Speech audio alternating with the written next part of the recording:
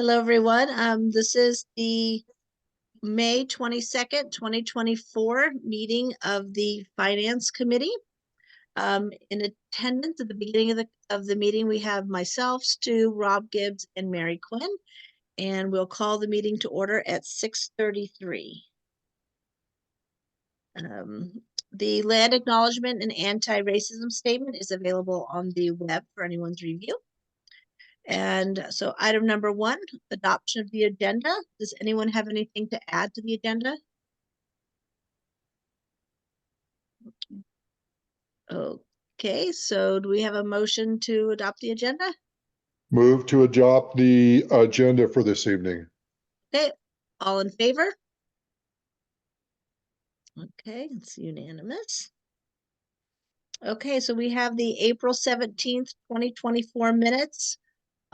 Any changes or discussion surrounding the minutes? Lori, I think you need to add other names for people who were in attendance because I don't think you had a quorum listed. But I know we achieved one. Yes, we have myself, Stu, Rob Gibbs, and Mary Quinn. Okay. So those were the 4 who were in attendance when we called the meeting to order at 6:32. Okay, so approval of the April 17th minutes. Any discussion? Do I have a motion to adopt the minutes? Move to approve the minutes from our last meeting. Okay, all in favor? Okay, unanimous. Okay, so the announcements, the announcement I have is a committee member opening. We do have a name that will be submitted at tomorrow night's Board of Directors meeting for Wayne Lee. That would bring our committee to a full 7. However, if anyone knows anyone who wants to be on the Finance Committee, they are welcome to attend. The meetings are open, so anyone can attend. And if they would like to be a voting member, they can put their name in, and as if a vacancy comes about, we can certainly contact them. So any other announcements? So do we, Joanne, do we have any property owners? No, there are no property owners in attendance. Oh, okay. Okay, so we will then turn it over to Joel for the review of the March 2024 financial statements. Okay, I'll just open these up here.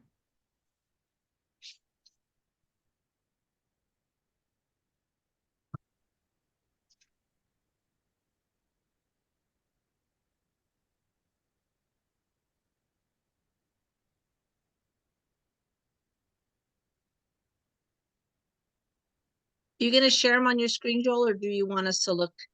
No, I'll share them here. Okay.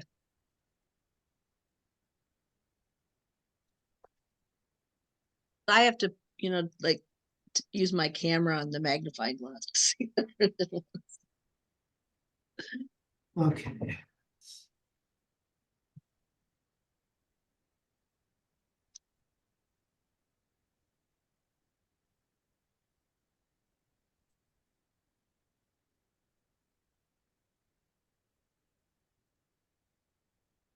Okay, everyone can see the financial statements, I take it?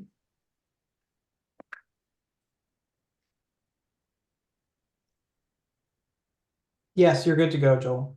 Okay.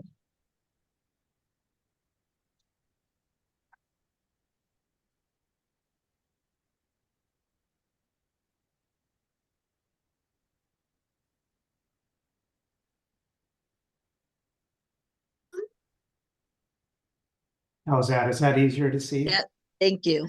Okay. Okay, so this month, obviously last month I covered the February 2024 financial statements. So this month we'll be covering March financial statements. And starting out with the balance sheet,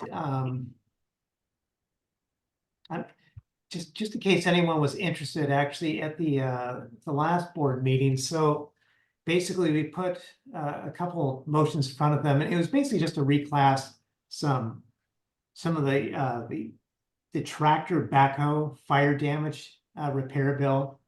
But basically, once we got the final repair bill, it was about 32,799 more than what the original motion was. So basically, we just had the board do another motion that just made it effective. That was originally put to operations in 2023, the overage of that 32,799. So then we had the board do another motion to take that 32,799 out of operational expense and then put that basically to increase the capital line item. That's so I can depreciate the entire backhoe repair bill as of, in this case, November 2023. And so basically, this is where a couple of new line items where you see this 32,799 coming out of capital or coming out of operations and then going back into capital again. And long story short, it just makes the net cash difference between the accounts nothing. So there was, in the end, there was no cash that actually transferred out of operations to capital. That transaction basically nullified that situation. So basically, long story short, the backhoe capital expenditure went up 32,799. So that has already been closed out at this point, and it'll be depreciated as of November 2023. But it's kind of a convoluted situation. But just in case someone saw the balance sheet back in 2023 and noticed these two line items, this is now taken into effect what the board approved at the last board meeting to be effective in November 2023. But I would say beyond that, I don't really see anything too substantially different, like in the balance sheet, to really point out, which is a good thing. Meaning in a good way. So the balance sheet looks great.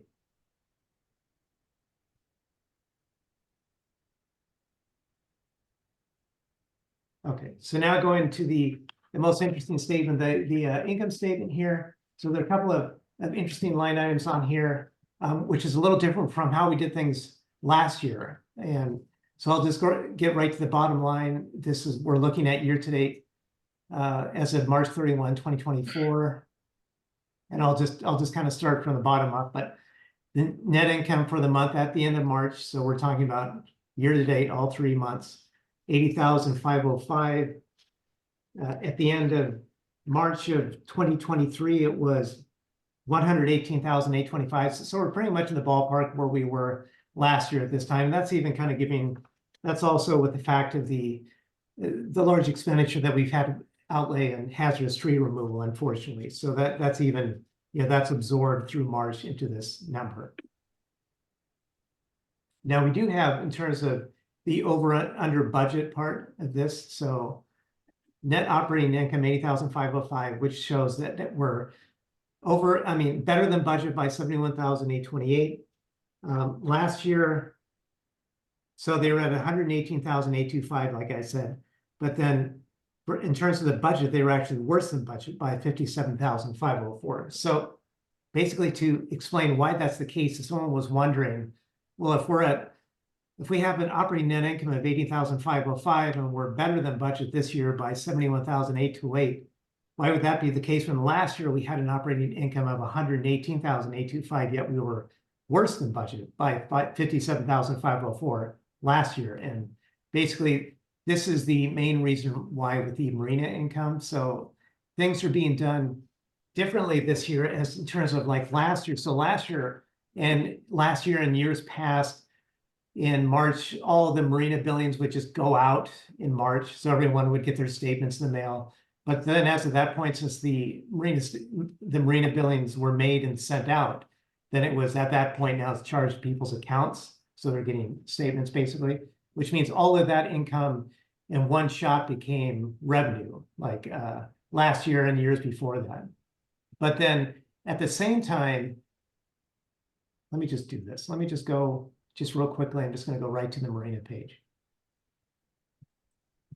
So this is what we're looking at. So this year, the difference with marina is basically people were sent their notifications for the marina renewal, but they weren't allowed to officially renew their slips or to sign up for their leasing of the slips this year unless they actually went through the formal process to do that, which is to fill out the paperwork and give us information with their boats and to actually make full payment at the time they renewed. So basically what you're looking at here for marina income in March, that 33,258 essentially, this is the actual amount of money that people actually renewed at that point.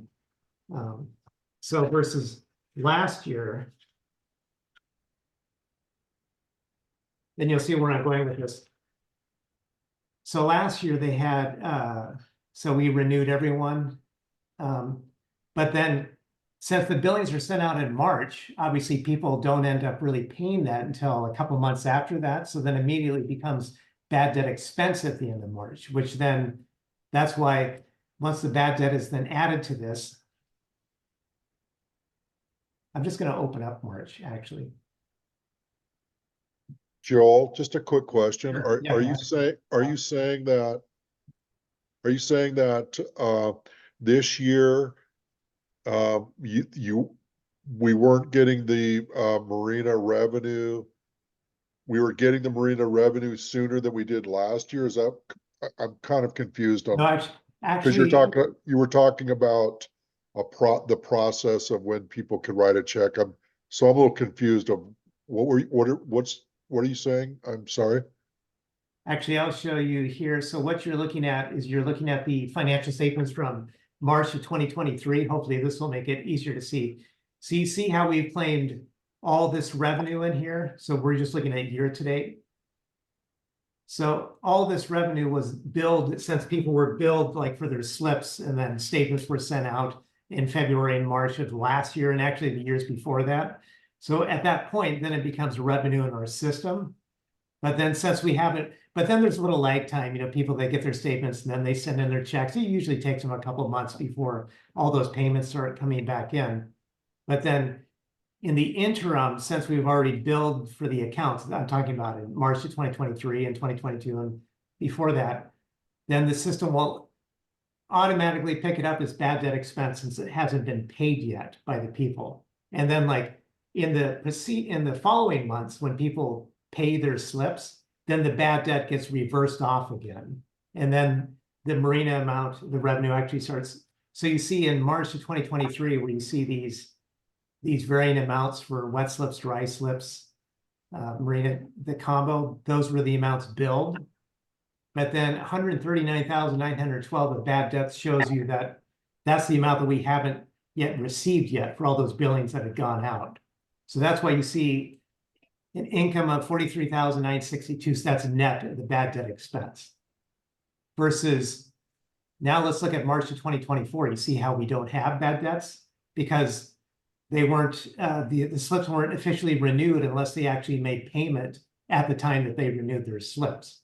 So that's why now you don't see actually you see a little bad debt reversal of recouping some past revenues, but that's why you don't see bad debts in March of 2024. So you're accounting for it this year differently than you did it last that's year. correct. Last year Yeah. you put it Yeah. all on the books, and then the bad debt reduced as payments came in. Today you're not, this year you're not putting it on the books until it's paid.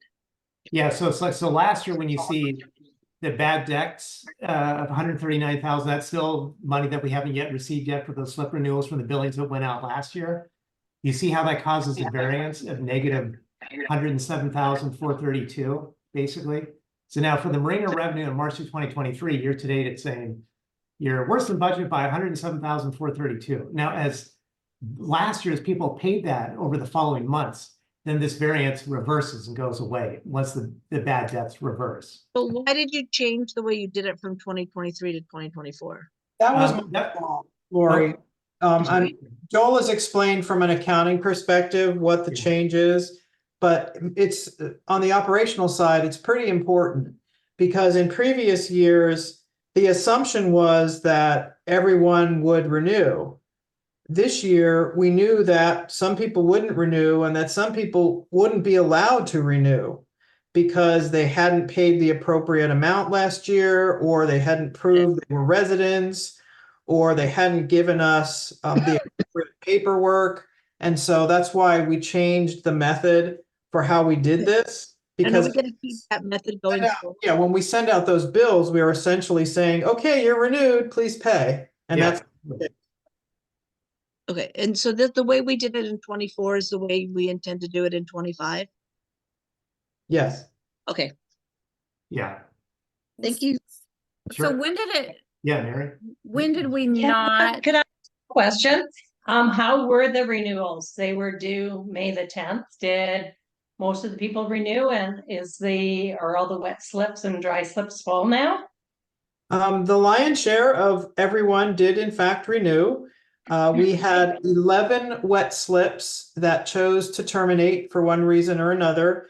Plus, because we no longer have a wet slip dedicated to tying up after you've launched, we had an additional slip. So we're now offering those to people on the waiting list. And so 2 of the 12 slips have been offered and accepted and paid. We're waiting on payment and paperwork for the rest of the wet slips, but we're well on our way to basically having a full house by the end of the first week of June. Right. So how long do you give these people on the wait list time to get their stuff together? They have 48 hours to respond as to whether they are going to take us up on the offer, and then they have 1 week to get all the paperwork to us. Okay, perfect. That's great. Okay, so, yeah, so long story short, if I go back to the income statement, well, we're still on 2023 now. So if I go back to the income statement, you see a marina income, how it's saying there were some budget by 107,432. It's because of that bad debt situation. Versus in 2024, since we don't have bad debts because they had to pay to renew. So there wasn't a billing waiting for a later payment. They both essentially happened simultaneously. That's where you'll see for marina, you see that difference of why you don't see like a large bad debt expense, unlike last year. Now, in both situations, it actually really doesn't matter as you get later and later on in the year, because as people pay those slips and the bad debts go away, like last year. So at the end of the year, you're kind of at the same place anyways. Yeah. But it's just at the very beginning of the year, that's where there's a difference. Go ahead. Because Yeah, the marina fees were due in April, on May 10th. So that should Yeah. all clean itself up. Yes, that's correct. Yes. So Joanne, would you remind me, do we still allow marina people to pay in 2 installments rather than 1? Is that still a practice? No, everyone has to pay in full by the Okay, thank you. Yeah. So I have a question, or maybe it's more of a statement. When we're talking about the process of how it used to be, and I understand the accounting. So the accounting previously was always when billed, we would record the revenue, Yeah. and then if not paid, it would be bad debt. And then once they paid, that would reverse. But from Right. a process perspective, I feel like I'm hearing something a little bit confusing, as if people were automatically renewed just because they had a slip before. And that was not my understanding of the process when I was involved before, which was you still had to pay and submit your paperwork and all that stuff to actually be renewed. And we used to allow a payment over time, and you had until the May deadline. But I feel like I want to clarify that, unless it was different in maybe the last 2 years, but 2020 and prior, all of that renewal paperwork and all of that and payment was required to officially renew. We didn't allow people to just kind of skate by. Maybe Rob can add more to it. You were more involved in that process, but I don't think we let people skate by, without paying. It's just the revenue was recorded and offset by bad debt until it actually came in. Yeah. Last Yeah. year, but it was, I don't think it was ever where you could keep your slip there, because your key access didn't work. You didn't get the sticker for your trailer or your boat. So you still had to pay to actually be renewed. It's just the revenue was recorded. And now it's Right. more I like mean, the sale. I get from an accounting perspective, that's it. And this is a meeting that's primarily concerned with accounting, but the practice was very different. The practice has always been that we required proof of insurance and a current registration. But we had people this year who came in who hadn't registered their boat since 2020 Oh, no. because they were allowed to pay, so they had renewed. Okay, and they have access, but there's no leverage there for them to give us a picture of their boat, a copy of their insurance and registration. We didn't get any of that in some cases. And we didn't require, people to turn all of this stuff in. So we weren't necessarily getting proof of their residency, proof that if they were renters, that the landlord had ceded their rights and were allowing the renter to use the slip at resident rate. So there was a great deal of additional work this year to get all of that paperwork into the files appropriately. Okay, that makes sense, because my recollection is 2020 and prior. So which that documentation was required to renew. So if there was kind of a lax in the process from 2024, then that makes sense to me. Thanks. From my perspective as being a tenant, it was a process improvement, Joanne. It was good to not accept the check until all the documentation was in place. Yeah, and Max did a bang up job. Yeah, he did. Yes, absolutely. Thank you. I'll pass that on to him. Okay, so let's see.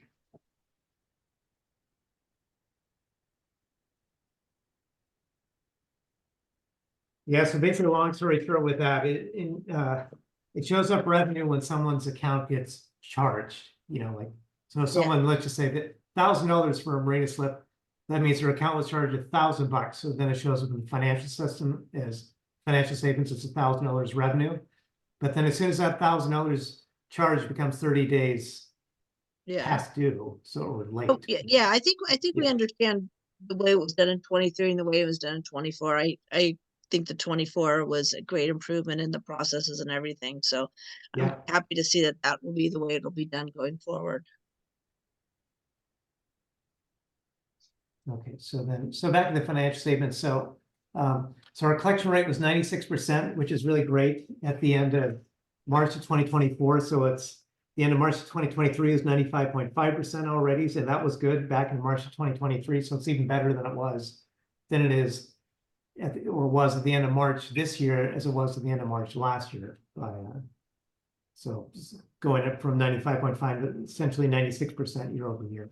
Now, I've already calculated the collection rate for the end of for April, and that April turned out even better. So at the end of April last month, it was 96.8% year to date. The end of April 2023 it was 96%. So it's even better at the end of April than it was at the end of April last year. And last year was a great collection rate at the end of April.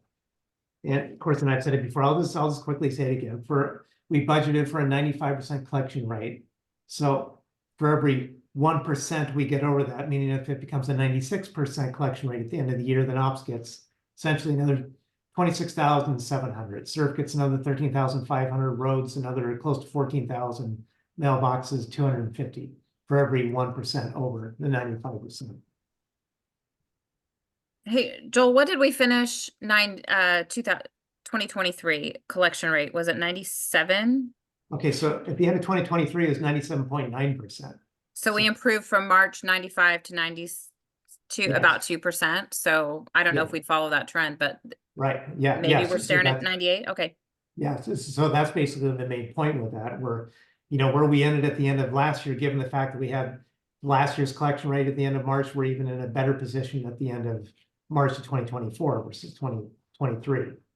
And like Karen said, at the end of 2023, we finished out at 97.9%. So the trend is that the collection rate tends to go up, once you start getting beyond like February or so. Usually January is the worst month, and then it steadily goes up from there throughout the year.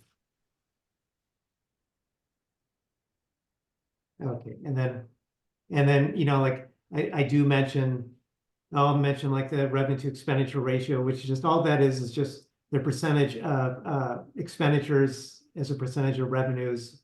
So March of 2024 is 92.3%, which just means that for every dollar of revenue, we had 92.3 cents of expenses. That's all that means. At the end of March 2023, it was 88.2%. But since anytime you see the operating income higher than another month, then you would also expect to see that expense revenue ratio going up as well. So this is the one time where the ratio, as it goes up, it's actually a little worse. But like I said before, what do we budget for? Our budget is for that to be 100%. Our budget is set at, for 2024 at 0%. Or, you know, zero, the revenues equal expenses is basically the bottom line. And if that happens, then our expense to revenue ratio is 100%.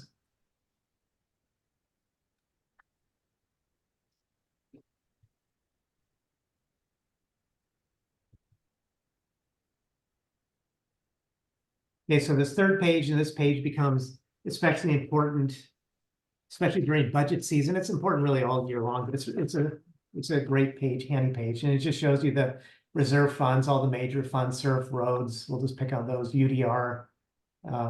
Those are the major ones. And it just starts off with the balance sheet cash at the end of 2023, and then it just tacks on all the dues that came in, investment money. There's the board approved transfer where the board approved that 105,600 from last year's operating surplus to go from operations to SURF. And then you have all the expenditures, basically all the checks that were cut for capital projects that are approved, in this case also loan payments for SURF. And then you have the 9-month outlook. This is the outlook part of it, where this is just budgeted SURF dues coming in at 95%. The big thing here would be the SURF loan payments. And then obviously, these are all the obligated expenses that basically that we're budgeting to. Everything that the board has approved that we haven't yet cut checks on yet. And I believe in this, Joanne, is the SURF, or is the capital project page in this? Or Yes, I think I did include it. Okay. Every quarter we release this thing. Let me just pull it up on my computer.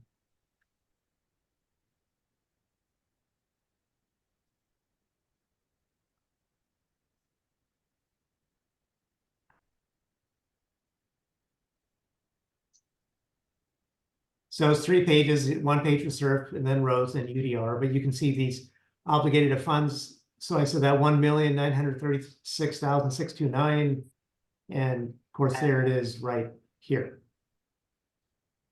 And this page is already kind of showing you ahead of time the things that, matter of fact, these are all closed out right now in terms of the audit process, but like those are all the assets, basically meaning we got done with those during 2023. We made our last payments on these things, so they're going to be closed and then removed from a capital project expense, and then they will become or a fixed asset on the balance sheet, which will be depreciated.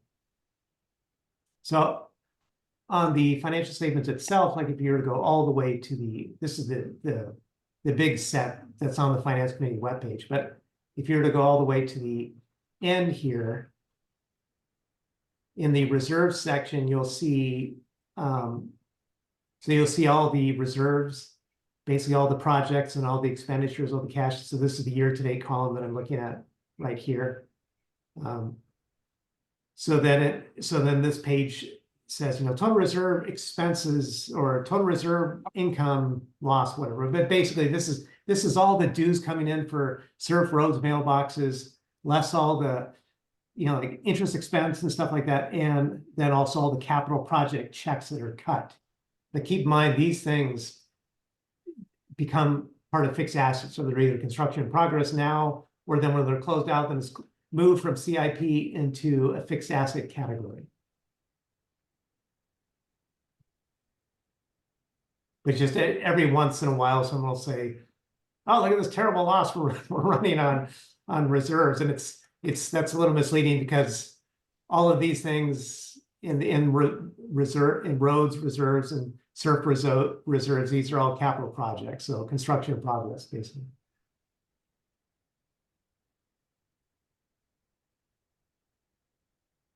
Okay, so then you have the board recommended carryover balance, which is, just think of it as an amount that the board would like us to not go below, you know, like the 600,000 for SURF, 500,000 for roads, but then this is what's giving us our projected amount of cash at the end of April, or I mean, at the end of March. This is what we project. If nothing else happened, then this is what we would expect to see at the end of year end, 12/31/2024, 1.88 million and 1.62 million for roads. And then in relation, last year at the end of March of 2023, we had, this number was 2.84 million for SURF. And then this, instead of 1.62 million for roads, it was 2.45 million. And that's just, like I said, that's just a function of basically all the projects that are approved by the board, which is what ultimately really kind of pulls that number down. And then what pushes up this number, dues coming in. And here's UDR. This is the other line item. This is, you see, about 300,000, 293,000 at the end of March of 2024. Last year at the end of March of 2023 is about 286,000. So in March, that's when it was approved for the UDR line item for the hazardous tree removal, which increased this obligated amount up to 67,000. And actually, I'll show you that. So hazardous trees right here. So it was 55,000 that was approved at March 28 at the board meeting, which then contributes to 66,810 obligated. But the good thing is, for, like I said, for dues, like these dues received coming in here for UDR. So like I said, so any dues, since we're into 2024, any dues for 2023 and earlier, so like that were due, and then now people have paid them in 2024, the operating portion of those dues comes into UDR, into the UDR account. Now that if someone paid dues from, let's say that was December of 2023, the SURF portion of the roads portion naturally fall into the SURF and roads anyways, and mailboxes. But the operating portion of that does not go to the, it doesn't go up in here as dues and assessments income on the income statement. It goes into the UDR part of the income statement, but it shows up in this UDR account here. And obviously this is just like SURF and roads. It takes a board approval to spend this money on a UDR. Now let's go to one last page. So how did emergency ops get funded? Do you know? Well, basically at this point, like the emergency ops, really the only other way that money is going to really get in here, with the exception of the piddly amount from investment income, is if like the board actually made a motion to move money in here. Yeah, I'm curious how it got funded in the first place, and if there was ever a minimum or maximum balance it was supposed to have. Well, I'll tell you what it says. Like, so the policy itself says that the emergency ops is to cover 2 months worth of operating expenditures. Oh, okay. And would this cover 2 months of operating expenditures? Probably not. Well, it depends. It depends on if you get lean, I guess it could, maybe, but yeah. But then, to really bolster that number up, then it would require moving money in there from. What about 2 months of operating dues? Because that's a more static number.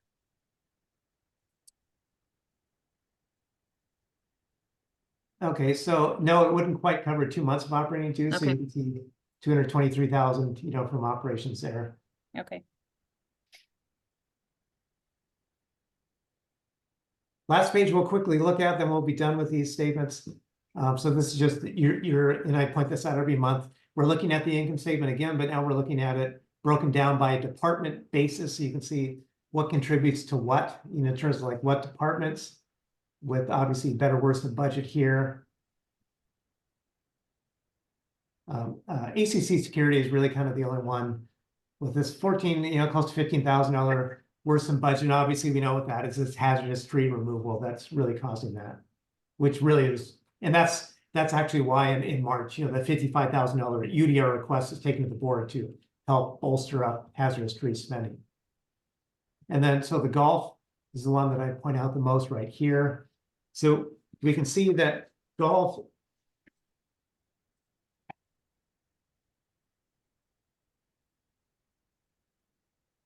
so you can see right here, the golf has 301,354 of year-to-date revenue, January through March. So we're looking at all 3 months of the year. Last year, they had 299,462. So the good thing is, yes, they pulled forward a little from where they were last year.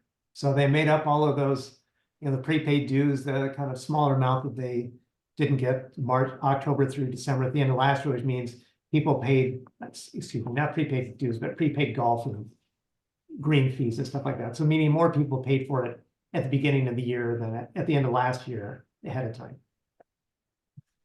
And then the expenses, actual salary, benefits here, the all other expenses here, that comes up to 260,607 in expenses. Last year they had 240. When I say last year, I mean March of 2023. They had 248,272 of expenses. So their expenses are up, but we would expect this with, especially with labor and stuff like that. So their expenses are up 12,335. So they had, well, to say close to about $2,000 more revenue than they did year before. So the bottom line, golf had net income of close to $41,000. Last year they had net income of about $51,000. So golf is really in the ballpark of where they were last year at this time. And with Marina, we'll just, I mean, we already talked about Marina, but now you can kind of just see it. So Marina has total revenue of $33,458. Last year they had $43,962 because of the bad debt canceling out revenue temporarily. And net income for Marina is $31,180. Last year is $38,723. So we're actually not too far off of where we were once you factor in all the bad debts last year this time. And but I would say those are pretty much the highlights of the financial statements.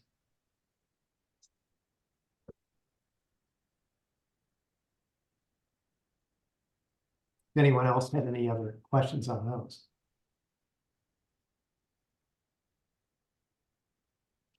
I guess the bad thing for both Lori and Stu is, unfortunately, they'll have to listen to this all over again tomorrow night. Thanks, Joel. Yeah.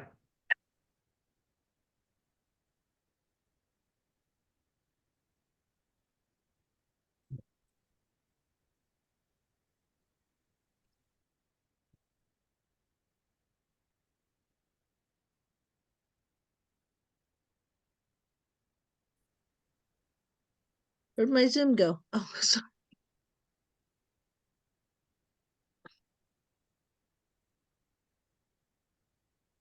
Okay, thank you. I'm sorry, my Yeah. Zoom went away for a minute there. Okay, so thank you, Joel, very much for those financial statements. Sorry, I lost everyone.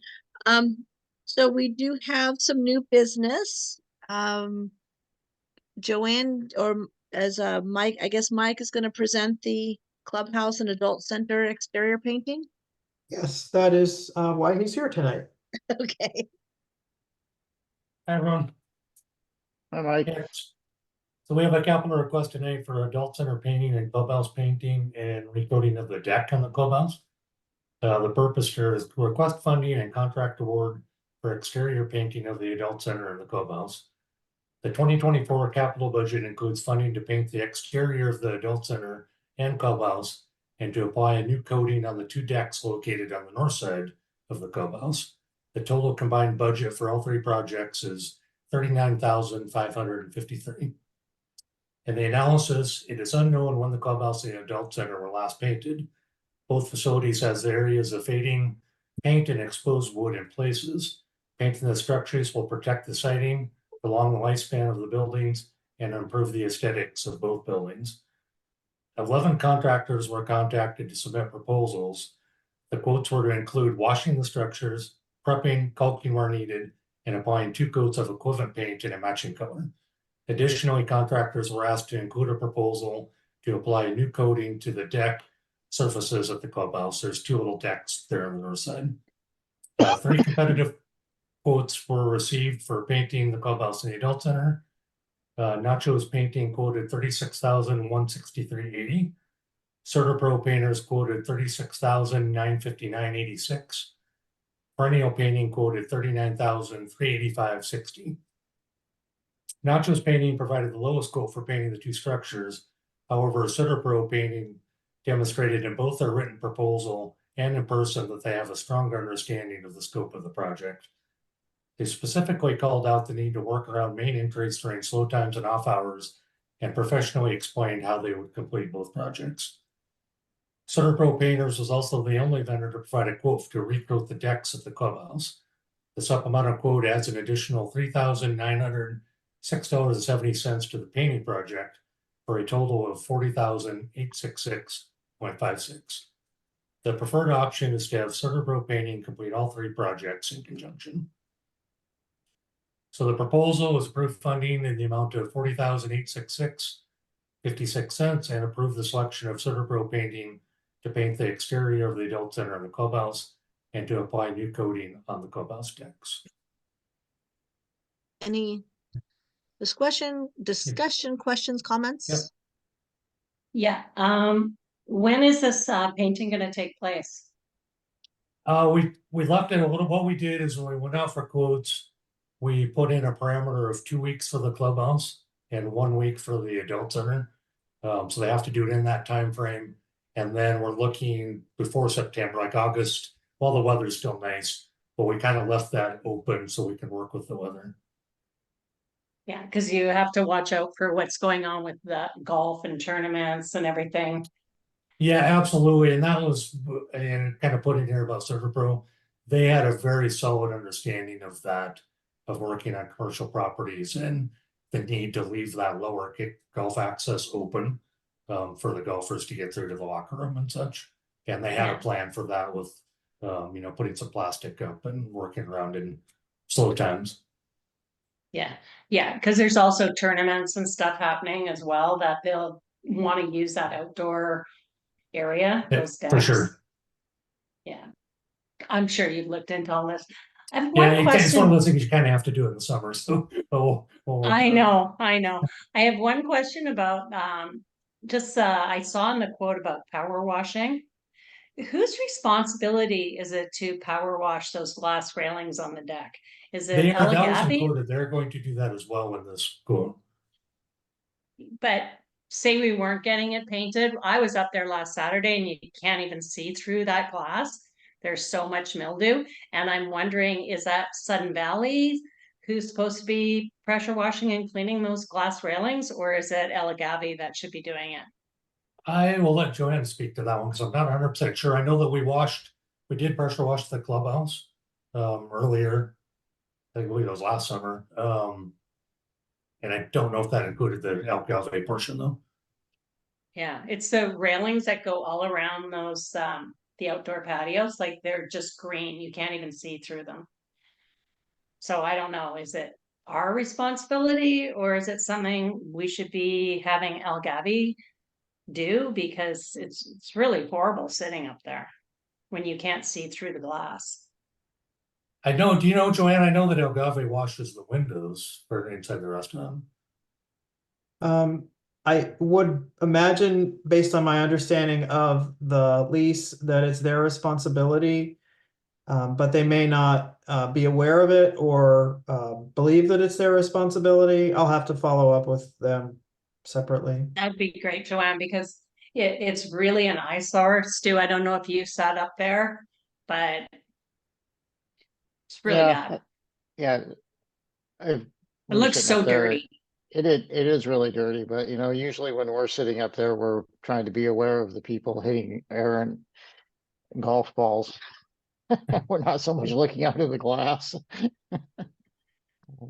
We have golf balls landing on the deck up there all the time, actually. That sounds dangerous. Serious. Any other questions for Mike? I have a quick question. Sorry about the dog barking. Mike, have you any working experience with CertaPro or knowledge of any of your colleagues that may have worked with CertaPro? I don't, but they're a pretty reputable major company. Yeah, and I've used.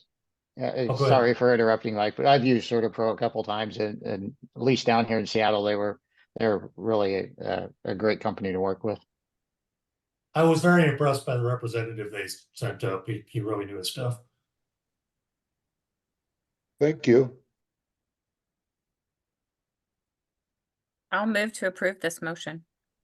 Okay, so I'll read the motion one. Move that the SVCA Board of Directors approve the allocation of $40,866.56 from SUR for painting the exterior of the adult center and clubhouse and apply a new coating to the clubhouse decks.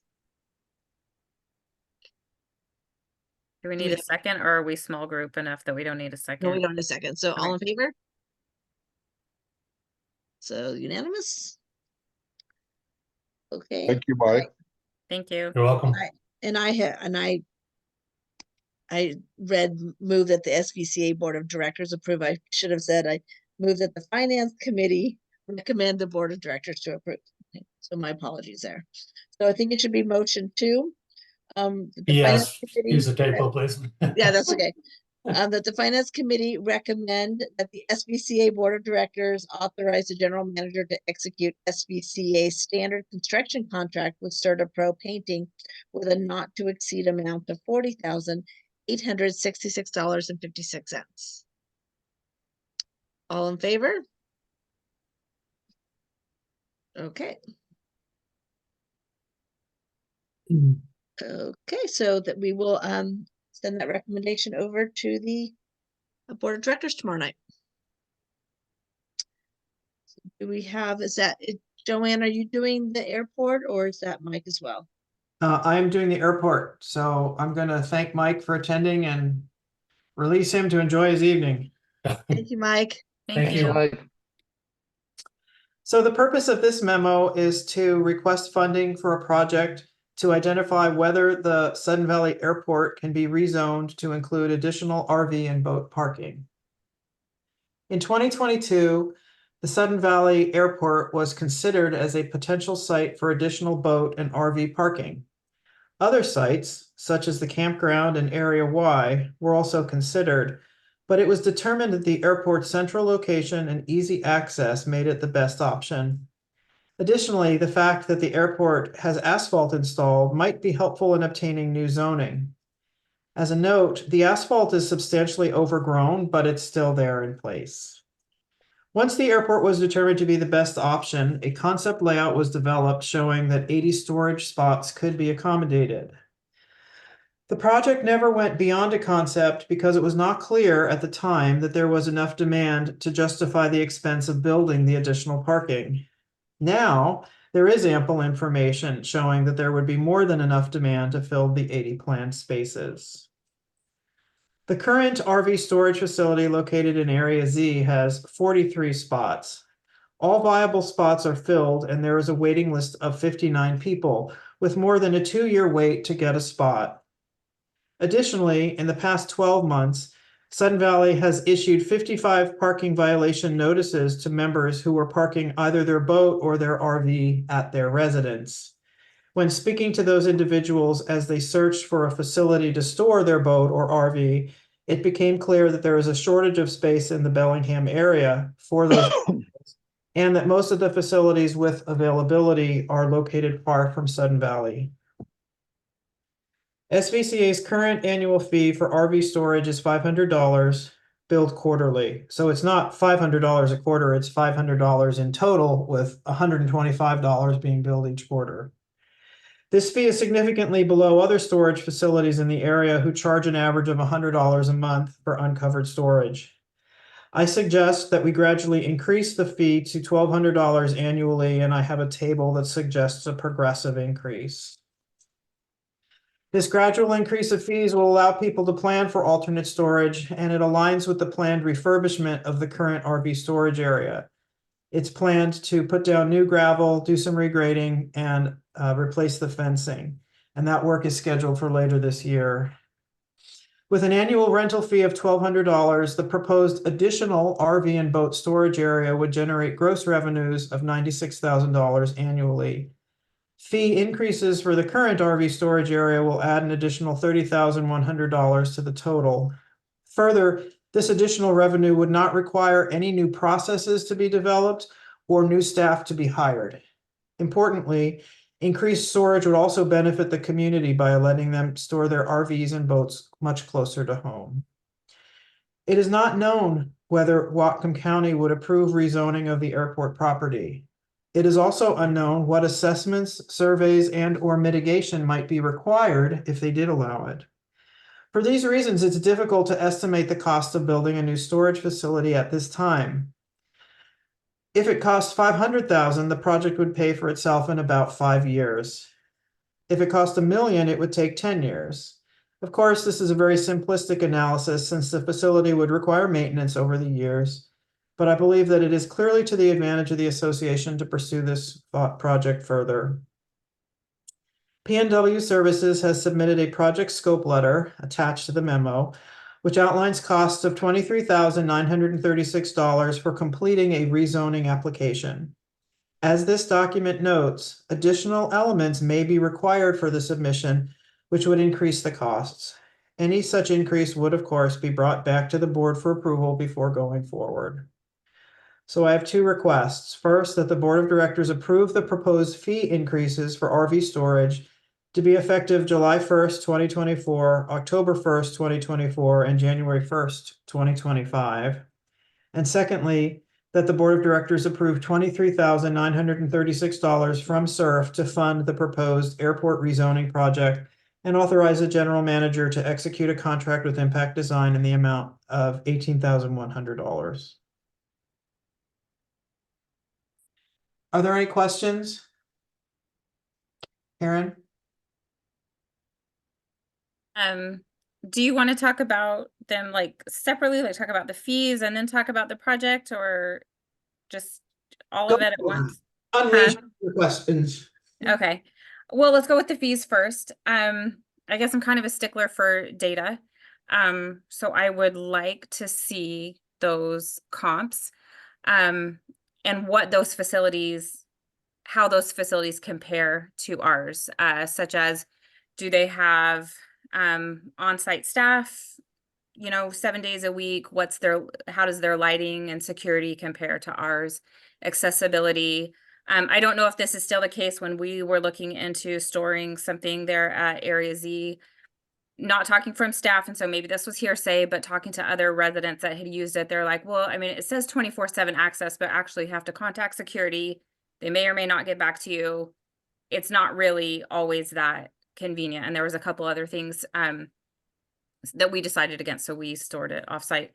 Anyway, so I would like to see that comparison, what we're actually comparing it to, and then be able to look and say, how does this actually compare to what our facility is? As well as cost analysis, like operational costs. I can't even find exactly where we book the revenue in our GL or the expenses. So I wasn't able to do any preliminary on that, but because this is 140% increase, I think it really, really requires the kind of due diligence and data that I think our members deserve, even though it's just a portion of them.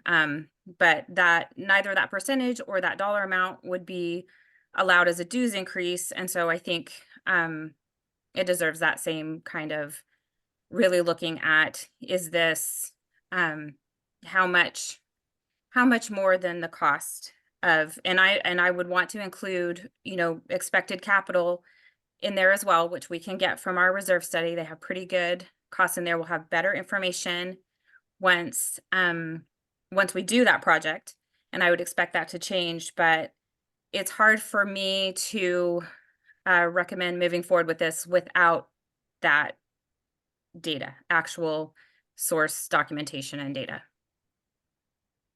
Yeah, we don't have the time to drive around, Karen. We called a bunch of places, and the cheapest was 94, and the most expensive was 130 for uncovered storage, 11 by 30.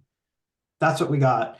Our current RV storage area is surrounded by fence with barbed wire at the top, and there is key card access, which works.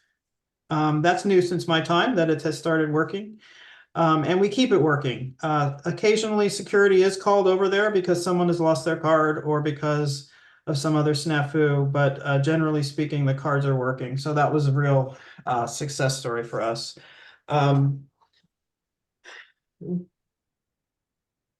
So that's that. When we talk to people about what it costs to store a boat or an RV, they were basically, it's $100 a month. And that's why I'm suggesting phasing it in. because it is a significant increase. So that's about the fees. In terms of what it would cost to maintain a facility, we can't even begin to estimate that because we don't know what's going to be required by the county. In fact, all of this is pure speculation because if they won't rezone it, we can't do anything. But the difference about this project, and I think it's very important for everyone to look at this and think about it.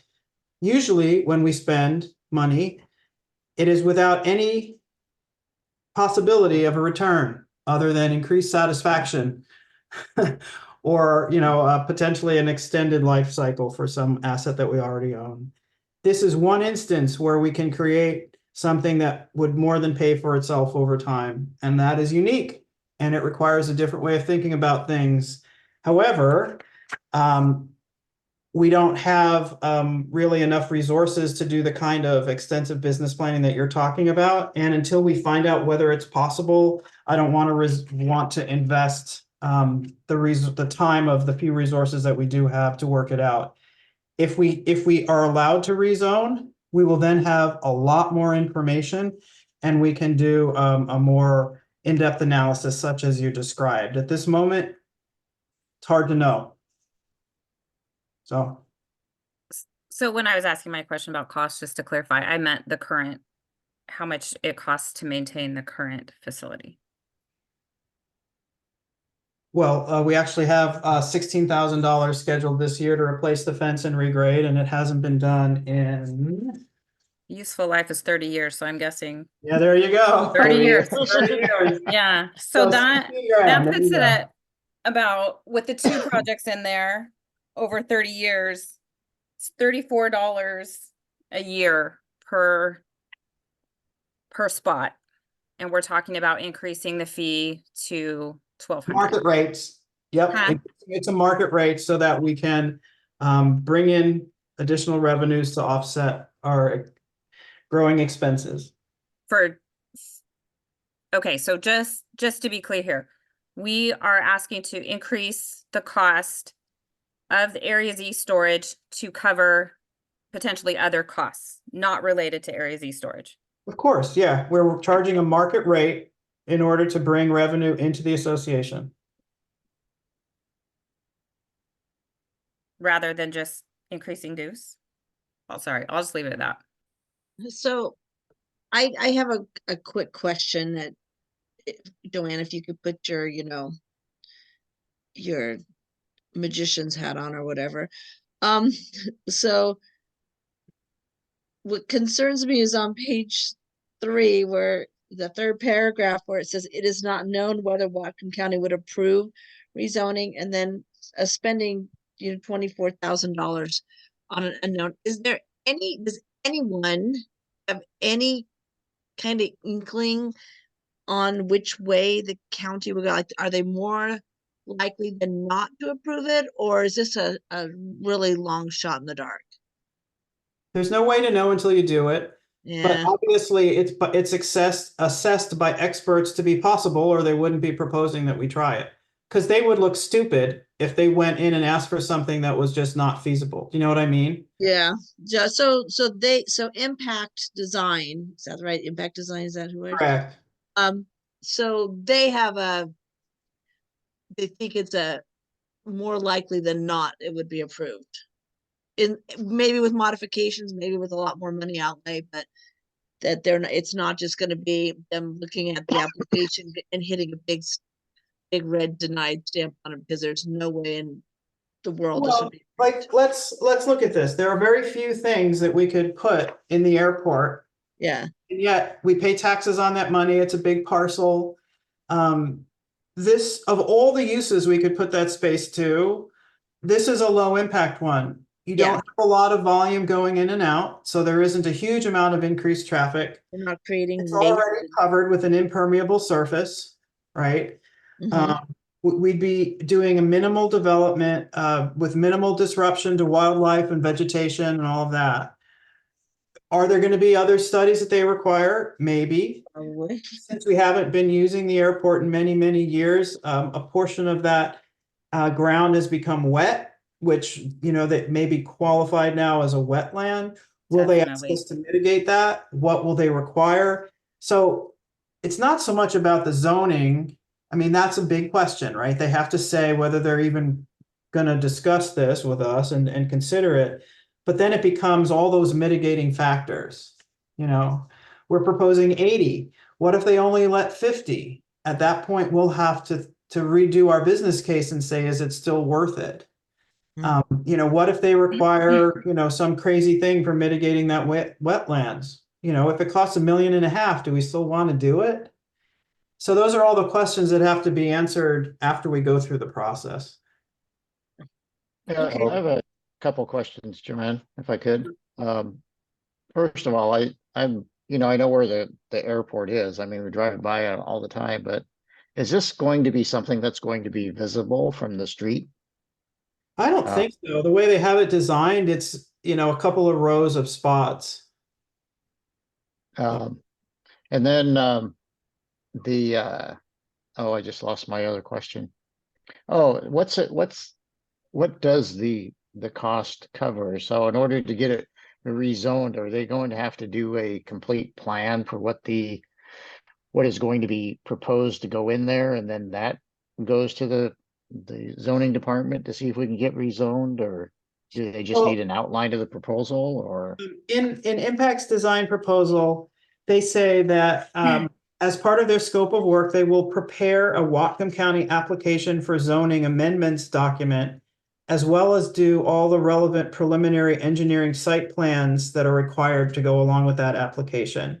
So basically, they have to describe where it's going to be and what the scope of the proposed facility would be.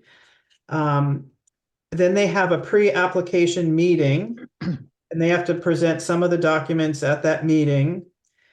And then as a result of that meeting, they would put forward the rezoning application. And that is the one that has to have the full vicinity map, the conceptual site plan, project description and narrative. And then they complete this State Environmental Policy Act checklist. They also prepare documents for public notice and public meeting attendance, as well as a county council public hearing presentation. So those are all the things that they have to do for their money, $18,100 worth. And the other part of it is, of the funding being requested, is P&W's oversight of impact design and interactions, you know, with us as our in-between person. You know, it's a minimal fee for managing that. And there's a Right. little bit of contingency in there as well. So I guess the follow-on question then is, you know, if, say we get the rezoning, we will still have to hire somebody to come in and do the design, right?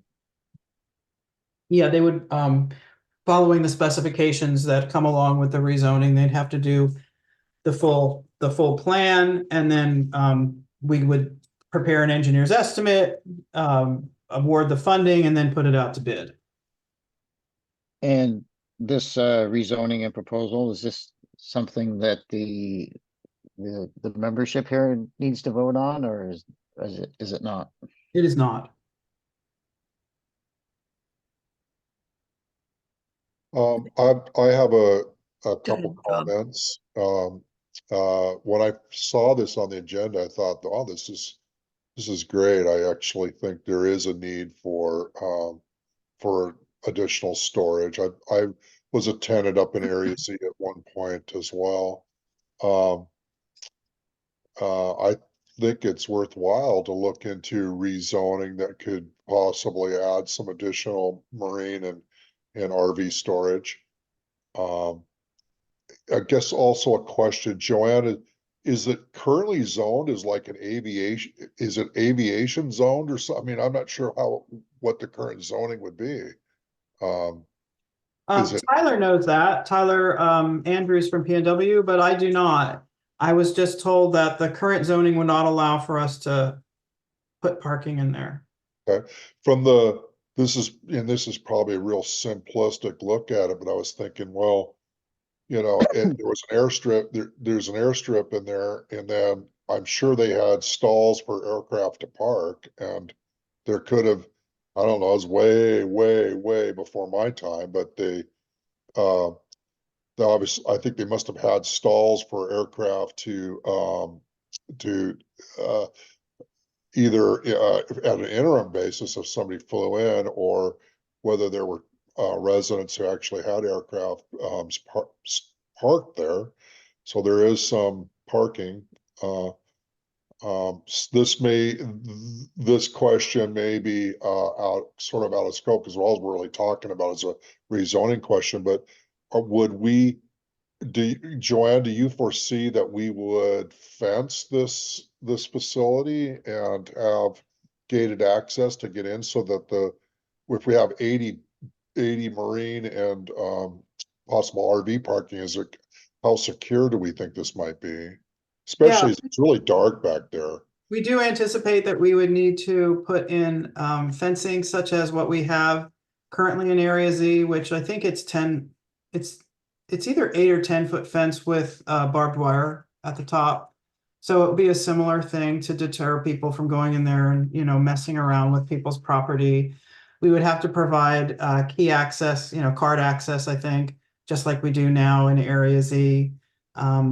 That would require electric. I imagine that we would also have to have some limited security lighting. Some of it could be motion activated, and some of it probably would be during dark on all the time.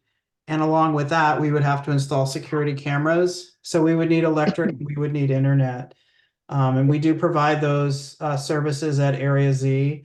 I don't know what electric connections are available out there, but I do know that all the systems I just described can be run off of solar, which can be installed at the top of poles now and is all pretty reliable.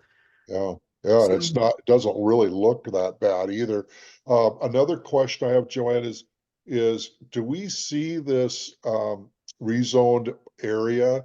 Do we see this as storage, kind of how Area Z is, and or on the marine side, do we see this as an extension of dry stalls up in the marina? So would these people be given access cards at the launch ramp to launch there as well? We'd have to work that out, but it would be a different value, right, for those renters. So we might have to price it a little bit differently. But the idea is that the spaces would all be the same size, and you could put whatever you wanted in it, a boat, an RV. Yeah. Well, what I can tell you from the marine side is there is a need in Bellingham area for storage. There are, like, for example, Union Marine. I know that they're looking to, it's all a business from a business plan sense, but they would love to find some additional property for storage. They would like to get in that business. So there is a need there. You're right. There are boats that are sitting in people's driveways.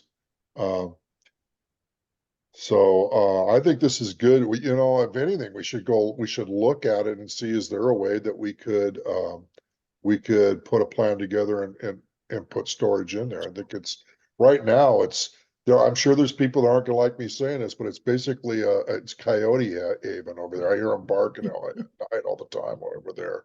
And it's probably good. They keep the bunny population down. So there's probably people that are not going to be very happy with my Open comment. space is definitely taken advantage of by our native wildlife here.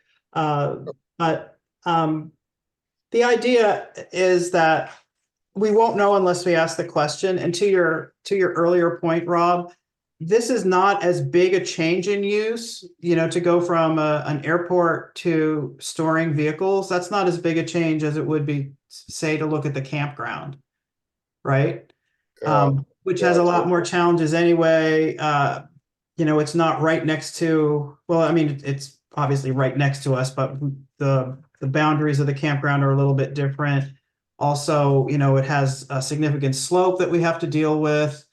It's a little further to drive from some of the gates than this would be. It's in a central location. So there's a lot of things that make the airstrip a good choice. And Karen, to get back to, to your point, I separated the two requests, the fee increase and the funding of this, because they really are separate questions, but they both came up at the same time. And they're part of sort of the same discussion. So that's why they got put together, but they were consciously separated. Yeah, I think Mary she hasn't talked yet. Question. Yeah, I just have a question about those fees, because if we're gonna charge somebody $1,200 for the year to park their boat up in the campground, we're actually charging less for them to get dry storage at the marina. So we have to think about that, because I don't think people are going to pay that to put their boat there. Yeah. So what's one of the things that's Their interesting? motorhomes the or marina. whatever, but why Yeah. would you pay double to park your boat over there? Well, there's no And security. are all our dry spots Yeah. taken now? I mean, I don't know. I see a lot of empty ones in the marina. There are 20 unrented slips that we're now offering to people on the waiting list. And a lot of Yeah. people haven't moved their boats in. But the main difference between those two storage areas is there's no security. The marina is not fenced and it doesn't have cameras trained on the boats. It has cameras trained on other areas of the marina. There's a wide angle view, but I don't think we can see all of the boats in storage. We can see some of them, but not all of them on our video. So I think that's a pretty significant thing, especially considering the amount of traffic that goes in and out of that marina. But yes, if people don't think the fees are equitable, or there's all these other things, then don't approve them. But it's an option for us to consider when we look at how we fund this eventual expense to build a new place. The 23,000 that I'm asking for, for this, the $23,936. There is currently a budgeted item in SURF in 2025 to replace a Honda Element that's used primarily by rec staff to move between locations. And we can easily forego replacing that vehicle and ask staff to use their personal vehicles and be recompensed for mileage. And that offsets this spend from capital. Go ahead, Karen, then I have this. Okay, I have a couple questions and then a couple comments. I couldn't tell from the plans, and this is not my forte anyway to read them. How wide do we think this will be? I know we're talking about, it wouldn't be that much of an impact. I don't know if you guys have walked the airport strip. I have. My kids ride their bikes there. It's actually an off-leash dog area, so it is designated park and recreation space currently. So I do think that even though it might not be required for the community to vote on that, I think their input, we should get input on that because it's current recreation space. But it's not that wide in cleared space now. So I'm trying to think of 2 rows of angled boats and then 2-way traffic. That seems pretty wide to me. Says That would 85 feet. Thank you. 85 feet. So that to me sounds like a lot of vegetation would need to be cleared. Which maybe is neither here nor there, but I think it's not a minimal impact. If we're talking about, when the Welcome Center and the whole property was purchased, that was one of the things is we want to own it so that it isn't developed. And that was a thing that the membership, I think, identified with. They liked that perspective of owning that property. So I think we need to think about that. My other question is the access point from Older Lane, or is it from closer to the golf maintenance building? That all has to be negotiated, but I can't tell from the plan what the access is.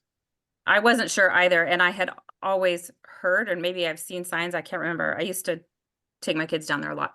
The Older Lane was private, so as long as we're not counting on that. Then my comments are this. The $23,000 isn't budgeted in capital, and even though that isn't a huge expense, it is something. And if we're going to forego, a 2025 Honda Element from the rec department, you know, if we can reallocate these funds, I would really, really rather see this in something, invested in something that we currently own, like the gym equipment that needs fixed, the mirror that hasn't been fixed, even resurfacing the dry slips of the marina right now. Some of them are underwater most of the year. I like the forward thinking of this, but where there's a scarcity of funds, I would really, really rather see it invested in things that we currently have rather than something that we don't yet. And some of that is hinged on this next point, which is in the PNW letter, they said that in 2022, when they looked at it, they, after reconciling the wait list, determined that there really wasn't a need. And now there's a need, but we're just 2 years later. And so that makes me think that maybe this business is very variable and cyclical. And maybe there just hasn't been, again, enough data. We're still in the process of filling all the marina slips. I don't know if we've had positive contact with all the people still on the wait list. You know, even if we have a long wait list, do they live here? Do they still have a boat or an RV? Do they want to be on the list? I know people that were called for the marina that had no recollection of wanting to be on that wait list, of requesting to be on that wait list. So I just think, again, a little bit more time is needed to sort out the marina wait list and to make contact with these people on the wait list. And, you know, maybe what we do is impose a fee of, if you want to remain on the wait list or if you want to be added to a wait list, you know, there's a fee to do that, to just give people a little bit more skin in the game. But yeah, those are my comments on it, is that I like the forward thinking, but seeing all the things that we're not investing the funds in, I would just rather see the priority be things that need our attention right now. I just have a quick comment. So Karen, to answer your question, based on the picture diagram here, it says that the existing access is to remain, which, and I'm sure we have an easement to use that private road for access. I don't think we do. Then how would we, okay, so well, We would have to get one, I think. have to get one. And with the amount of going from virtually no vehicle traffic in there to access and storage, I don't know if that's going to be a factor on whether, if it's the usage is changed or not, but that's just from the picture. I'm going to say this, I'm probably going to be unpopular with some, but I understand market rates. And I understand if we were running a business and our business was to generate income from selling spaces, yes, be it market rate. Maybe this is just my opinion, and is not, may or may not be used by me when I make a decision. I take our amenities, whether it's the pool and or the wet slips, the dry slips, area Z, the golf course. Those are our amenities, and part of buying in here and paying our dues, which goes to support those amenities and pay the property tax where they sit and everything else. I think one of the benefits we should have as members is maybe paying below market rate. So I think the $1,200 a month is a bit high. I don't have any objection to raising it above the 500, but I would be an easy sell if someone says we should maybe raise this to 700 a year. 1,200 is a hard sell for me. That's just, again, my opinion. Doesn't mean I would use it when I made a decision, but that's my opinion on how we should treat our amenities. And this definitely would be an amenity of living here, because I would be under this, there's no way I would ever vote for approving this additional storage if we were going to let non-residents use it. And it would have to be an amenity.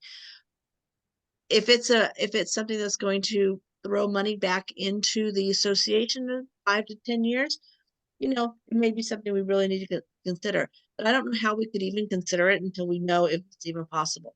And once we know it's possible, I think we should take it to the community, and I think it should be asked of them, and asked of them appropriately. This is given the information, just like Joanne gave us. This is what it's going to cost us to do it. This is our anticipated cost to run it. This is our anticipated revenue. And it is going to be lost because this is used. I mean, I know it was when so the DO, remember the stuff you use your phone and you found hidden things? The Geocaching. geocaching, it was used a lot for that. There was a lot hidden in there. And it is used, people do walk their dogs there. So that would be giving up, we'll call it green space, parks, whatever. How would that go over? I think we're gonna have I think it's gonna be a split community on who thinks we need it and who thinks that they're losing an amenity by putting the storage there. So I think whatever decision we go with, we're going to have to explain ourselves as a board. When we put it forth, we're going to have to explain it very well, have our facts in line, and make it very clear the purpose, the costs, the revenue before we put it out to the community is, should we do this or should we not? My opinion. Yeah. Larry? Feel like a Hey, teacher. just my opinion, I tend to agree with Karen. That we don't need to spend $23,000 on this right now. We have stuff that really needs to be fixed in the gym and around Sudden Valley that we could spend that $23,000 on. We don't even know if this is feasible. We have so many big projects right now that we're looking at, like, you know, the ice barn and the pavilion and re-siding the other barn. And, you know, there's a lot of stuff coming at us right now. I don't think we need to take on another project that is going to cost like hundreds of thousands of dollars. If it's even possible to do it, we have to outlay the cash to begin with and then get it back in revenue over the next 5 years, which I don't know if we have that money right now. Just my point. Yeah. Can I respond to some of these before you go again, Karen? Oh, yeah, for sure. Okay. The county will not allow us to fix the gravel in the marina to keep those spots from flooding. We're not allowed to do that. Okay, we're not allowed to put security fencing down there and all 9 yards in the marina, so we can't fix that. The glass is being sorted out in the rec center. We're paying for it out of operations. This proposal that I'm putting out there to do this work will take more than a year to complete. Then design and permitting will take another year. So if you don't start this now, okay, then you're just another year behind. The design and permitting for Barn 8 siding is already done. So you have to start teeing up the projects that are way in advance in order to not have a hiatus. I mean, you can't work things linearly. You have to multi-process on a lot of these projects in order to space them out. So I totally understand the thinking on taking care of the stuff that we have, but we are. And we also, at the same time, have to allocate some of our resources towards figuring out what's possible in the future. And that's why this is being brought forward now, just to find out if we can, and just to get more information about what it would cost us to do there. That lets us understand the value of that land and make educated decisions. Could I have one more bite of the apple? I just wanted, I like the forward thinking. I understand there are a lot more things for us to fix, or we have assets we need to work on. But I think there is a need for storage. I've heard folks in our community saying that they wish that the Area Z was bigger. From an operation standpoint, this is kind of getting ahead. I think that I think we got 100 and some odd dry stalls right now. Sorry guys about the barking, but I'll say really quickly, I think we would need to look at how much traffic we'd have down the marina with launching if we brought more stalls closer to the launch ramp. We possibly might need to drive another pile in and put another 20 feet of dock, because you would have that way you could launch 2 boats and recover 2 boats at the same time. Would increase, it would better increase flow. But I'm getting ahead. Also, I thought getting into that airport property, there was access right from Lake Whatcom Boulevard. There is. Yeah, that's what I thought. Well, it's actually, it says current, which is, I think it's technically Older Lane. You know, right where that little airport. I'm just kind of looking at the map There's- here. There's 2 And it- access points currently, one just beyond the golf maintenance building that is like gravel, mud parking. Uh-huh. And then if you go further down Older Lane, that's an actual, Okay, so this new Road. one would not, it would have it only on Older Lane. It would come down 1,800 feet to like a fire truck turnaround. So there would be only one on this drawing that I'm Yeah. looking at that was attached. There's only one shown access point. And again, of course, this isn't final, but just in what is shown, there is only one. yeah, And then- that's why and I then- and asked then whether there was a- Older was private or not. I think Karen had a comment about how things would work if you had all the stalls down in there and room to move around. When Sun Valley reconfigured the ramp access gate, we actually went in there with a truck and a long boat trailer and a shorter trailer, and with cones we tested what that would look, how that would egress and egress. Hopefully, I'm saying the right words. How that would work. So we actually did a functional test and saw if that new configuration would work. Hopefully, PNW would consider having us go in and kind of see whether that layout's actually going to work or not. Yeah, well, they have we'll call them stalls. They're 16 feet wide by 45 feet long. That's excellent. So that would fit a boat trailer and many RVs.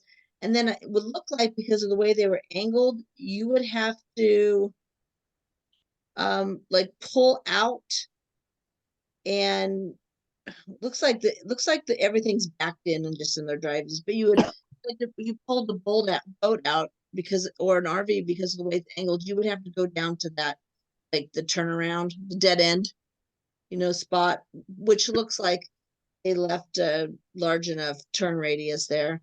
But again, I'm sure they didn't put in too much time and effort on this sketch. Well, yeah, it's a preliminary. Yeah. I thought it looked pretty good. Yeah, Engineers are really it's pretty good. basic. Engineers are often really good at determining materials and whatnot, but may not be boaters or RV users. Yeah, because I mean, it would be hard, you'd have to, I don't know, we're not good at launching our boat anyway, so.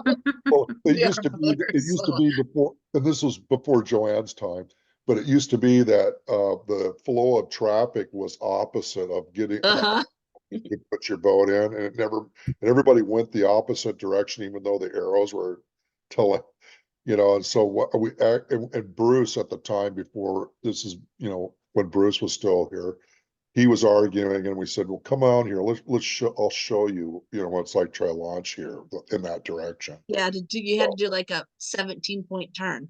Oh, man. Yeah, well, you were set up at Terrible. 3 degrees from where you should be, but So anyway, I digress, but that's okay. So one other point was raised, and that is understanding the level of demand. In 2022, there wasn't a waiting list. No one was keeping it. Records had been lost and not kept during the pandemic closures, and there literally was no basis of data. We now do have a waiting list. As I've said, it takes about 2 years to get off that waiting list and into a stall. And in addition to that, like I said, we have noticed more than 55 people, residents throughout the community, who are improperly storing a boat or a trailer at their property. So the demand is extremely high. And I think it's pretty well documented. Yeah, I don't even question if there's demand for it. I mean, I'm sure we would fill it right away if we had the spots. in 2020, we were selling boats to the point where there was no inventory. But boating has become extremely popular activity. And in 2020, there was no inventory. People wanted boats, but we couldn't, there was just nothing to sell. So do we want to, I mean, I guess do we want to make a recommendation to the board one way or another on these? Or do we want to just not make a recommendation or? Well, I'm asking you for a decision, so you can vote to say, no, we don't recommend, or you can recommend, but you should vote. Okay, so are we ready to vote? Well, I think Stu had something to say, and I had a couple more things. Go ahead, Karen. First of all, again, with it's not in the budget, what I would really prefer, I know this delays it a little bit more, but it's kind of a, we'll see where this goes project anyway. I would really rather see this taking place as a discussion of whether we should include it in the 2025 budget rather than approving now. And separately from that, you know, Lori, you talked a little bit about fees and what's an amenity and whatnot. And, you know, this is one, the marina is one where the fees do cover all of the operating and capital costs. I would love to see us have a policy about a methodology about how we calculate use fees. And is it market rate, or my personal preference would be that it is break even including anticipated upcoming costs, with market rate as the top limit rather than a default to market rate for members, because these are amenities. I do think that we should have a hope, an expectation that use fees would cover the costs, both operating and capital, so long as they're not exceeding market rate. We saw with the pool, even before I lived here, like the fee they were charging for families to use the pool back then was more than we're charging non-residents now, because they just kept upping the price and upping the price. And I don't think that's equitable. It was far beyond market rate, you know, of 2023. So I don't think we should exceed market rate. But when we're calculating use fees for our residents, I think it should be based on a break-even cost.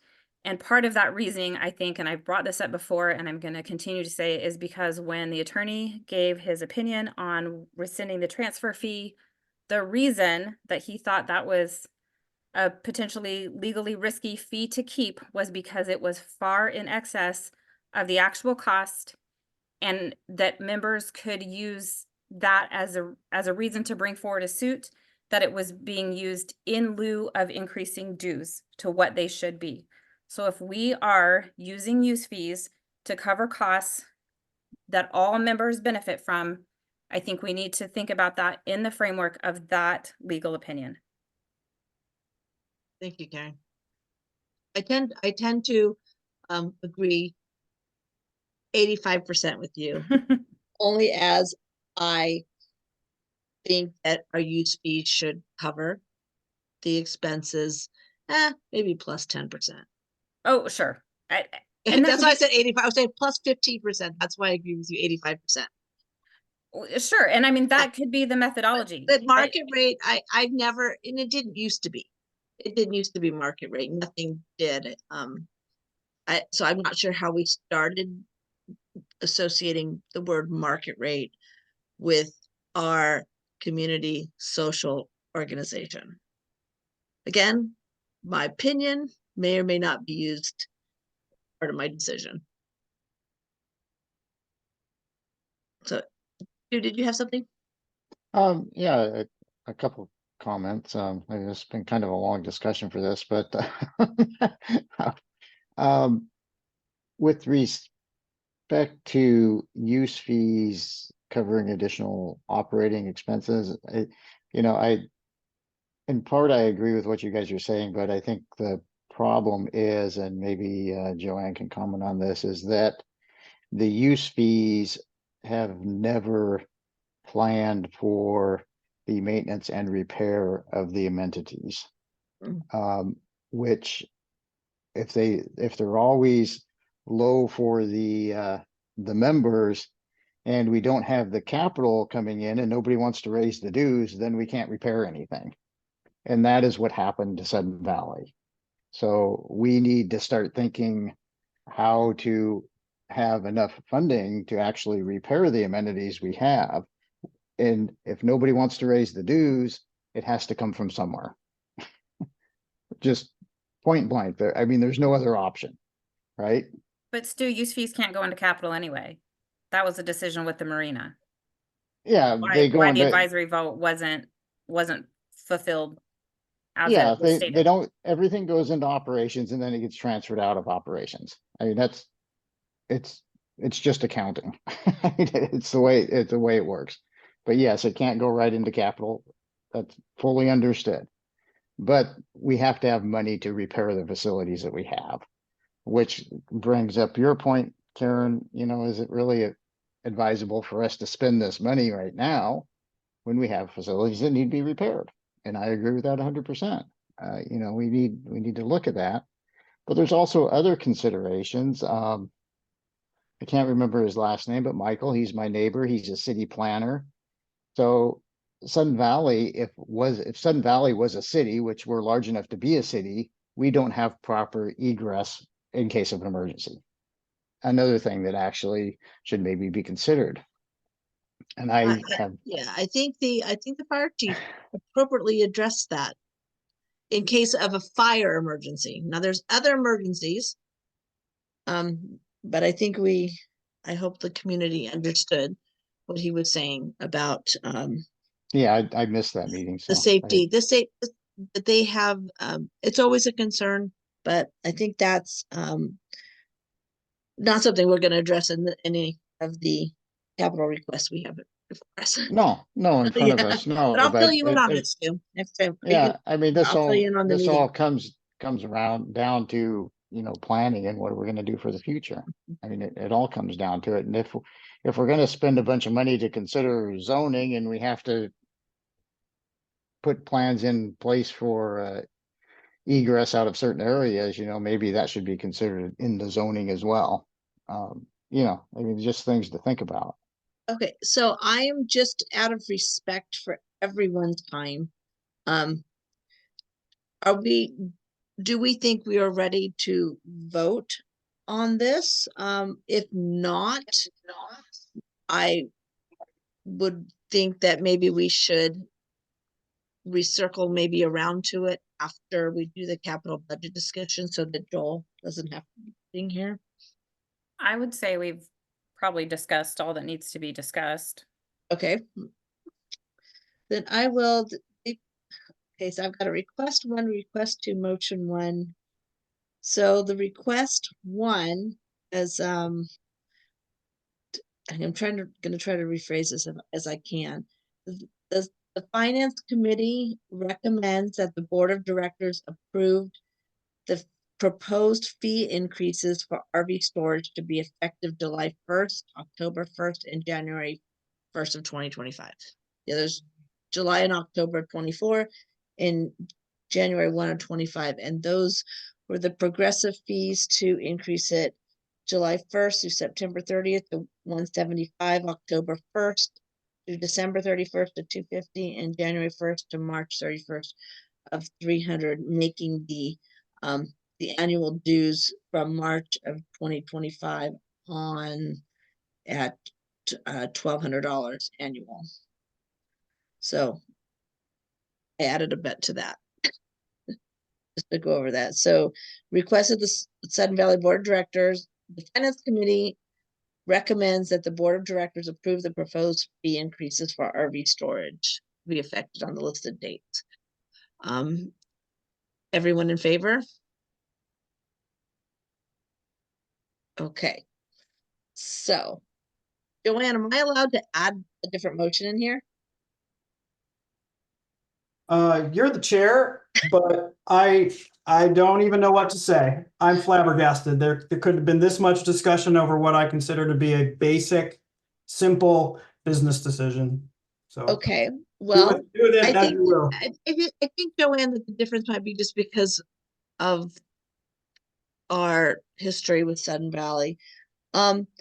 Okay, I make a motion that the Sudden Valley Community Station Board of Directors. Well, no, I think, I mean, I personally, I would approve a fee increase, but not the amounts listed, not to 1,200. Is that what everyone's kind of feeling? No. So I would- Karen's, I would agree with a that. no, not at all. No, I'm not at all. I'm more data. Let's make a Okay. decision of what the fee should be based on more than just the comps. Let's look at some costs. Okay, so that motion is going to fail at this point.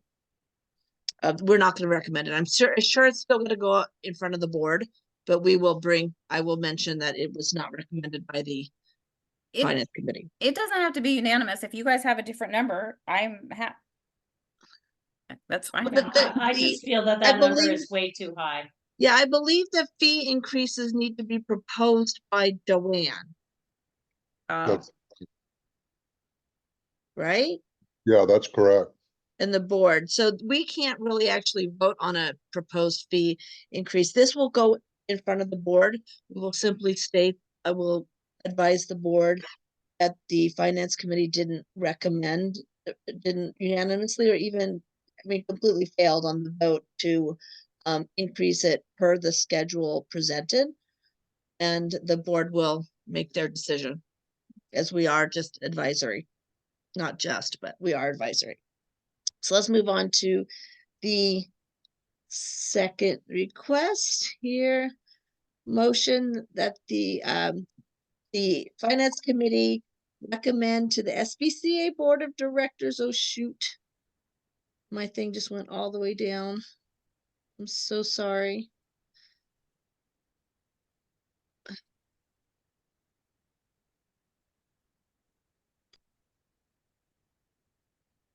Okay, I'm so sorry. I just hit my phone and it went, okay. Move that the finance committee recommend to the SVCA Board of Directors that they approve $23,936 from SURF to fund the proposed airport rezoning project and authorize the general manager to execute a contract with Impact Design in the amount of $18,100. All in favor? Okay, so we will pass this on to the Board of Directors that the Finance Committee did not recommend these motions as written be moved forward on. So we will move on to, is Joel still with us? Maybe he needs to. Wake up, Joel.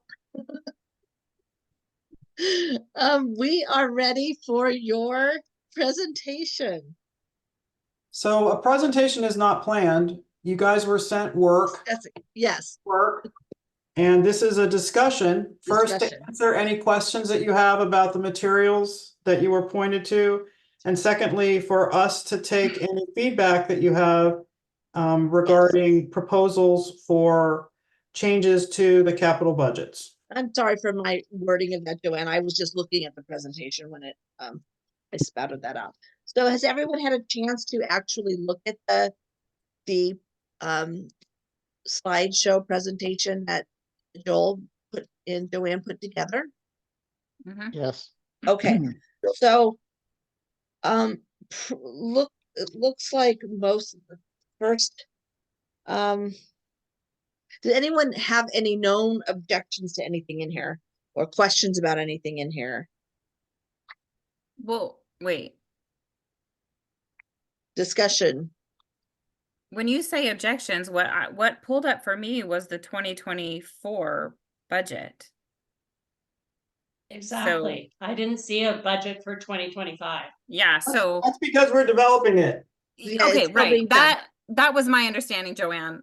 So right, I'm just confused. So we were refreshing our knowledge of what was approved this year and talking about if we have any suggestions, recommendations for you to put into your draft budget for 2025. That's Is much that better. Okay. Right. If I could just give a little context, maybe it would help to set this up. So in the past, department managers have been asked to give input into the budgeting process. And we're actually doing that right now. Managers are looking at what has been spent and budgeted in specific categories in their department over the last 10 years and suggesting what number they will need next year, and giving some justification for those numbers. For capital, on the capital side, we take direction from the 10-year roads and drainage study that was just completed for the roads budget. That governs what different projects get addressed in different years. And so there's not a lot of discretionary decisions that need to be made on the roads budget because it does come right out of that study. On the SURF budget, again, we get a lot of input from managers who are talking about the specific assets that they use and manage in their daily work life. So we have some changes from managers, but we also then have to make decisions based on, well, for example, in 2025, we need to significantly increase the amount of funding going into roads because last year when the budget was prepared, we did not have the full set of recommendations. And there are some very expensive bridges and culverts that those projects have to be added. So that is going to require additional funding on the road side. That'll have an impact on what's available for SURF. Plus, this year we're talking about doing a study on Barn 8 and delaying the project that was previously at least partially funded.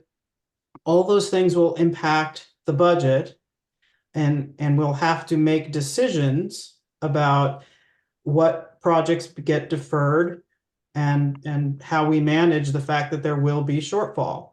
So in previous years, we prepared a budget and put it in front of people, and then people criticized it.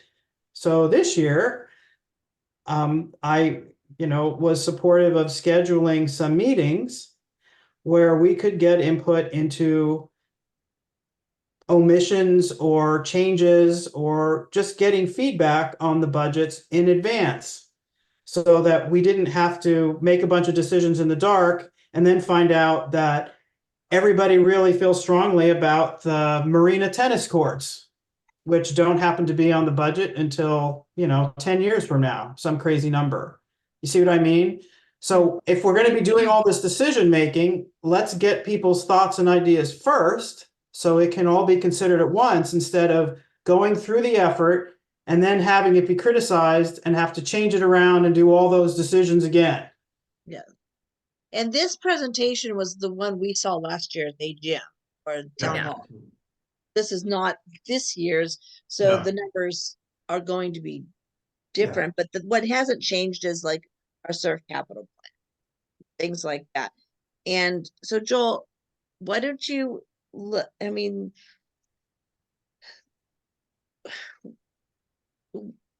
as someone who looks at our books daily, of course, this is up to the final budget and everything like that, but I think we're underfunded in our capital, and we are most likely looking at recommending a 7% increase. Yeah, I mean, so long story short, in terms of like the budgeting, in terms of like prior years, I think this year, given the like a reserve study funding, we're sitting in like the mid-20s or so % fully funded rate. It'd probably be better if we could try to inch up at least into like the 35% range or so, or possibly higher. But given the increase in the cost that we've seen dramatically over the past year or so with these bids that have come in for various things, I think this year it's kind of an easy decision that we should go with a 7% increase, and then whatever is not needed for operations will then be used to bolster up the reserve funding for both capital, for SURF and roads. Do you see anything that's currently right now, like I said, we're only funding in the mid-20s. So if for example, at 7%, we only need a 2% increase in operations, we would do 5%. Yeah, 2% in operations, we do 5% in capital to start That's the what- setup until yeah. we get closer Yeah. to that 35%. And then in future Yeah. years, we would, Yeah. look at a more moderate dues increase if needed. Yeah, that's correct. So Karen? Well, first of all, I feel like I misunderstand this roads report.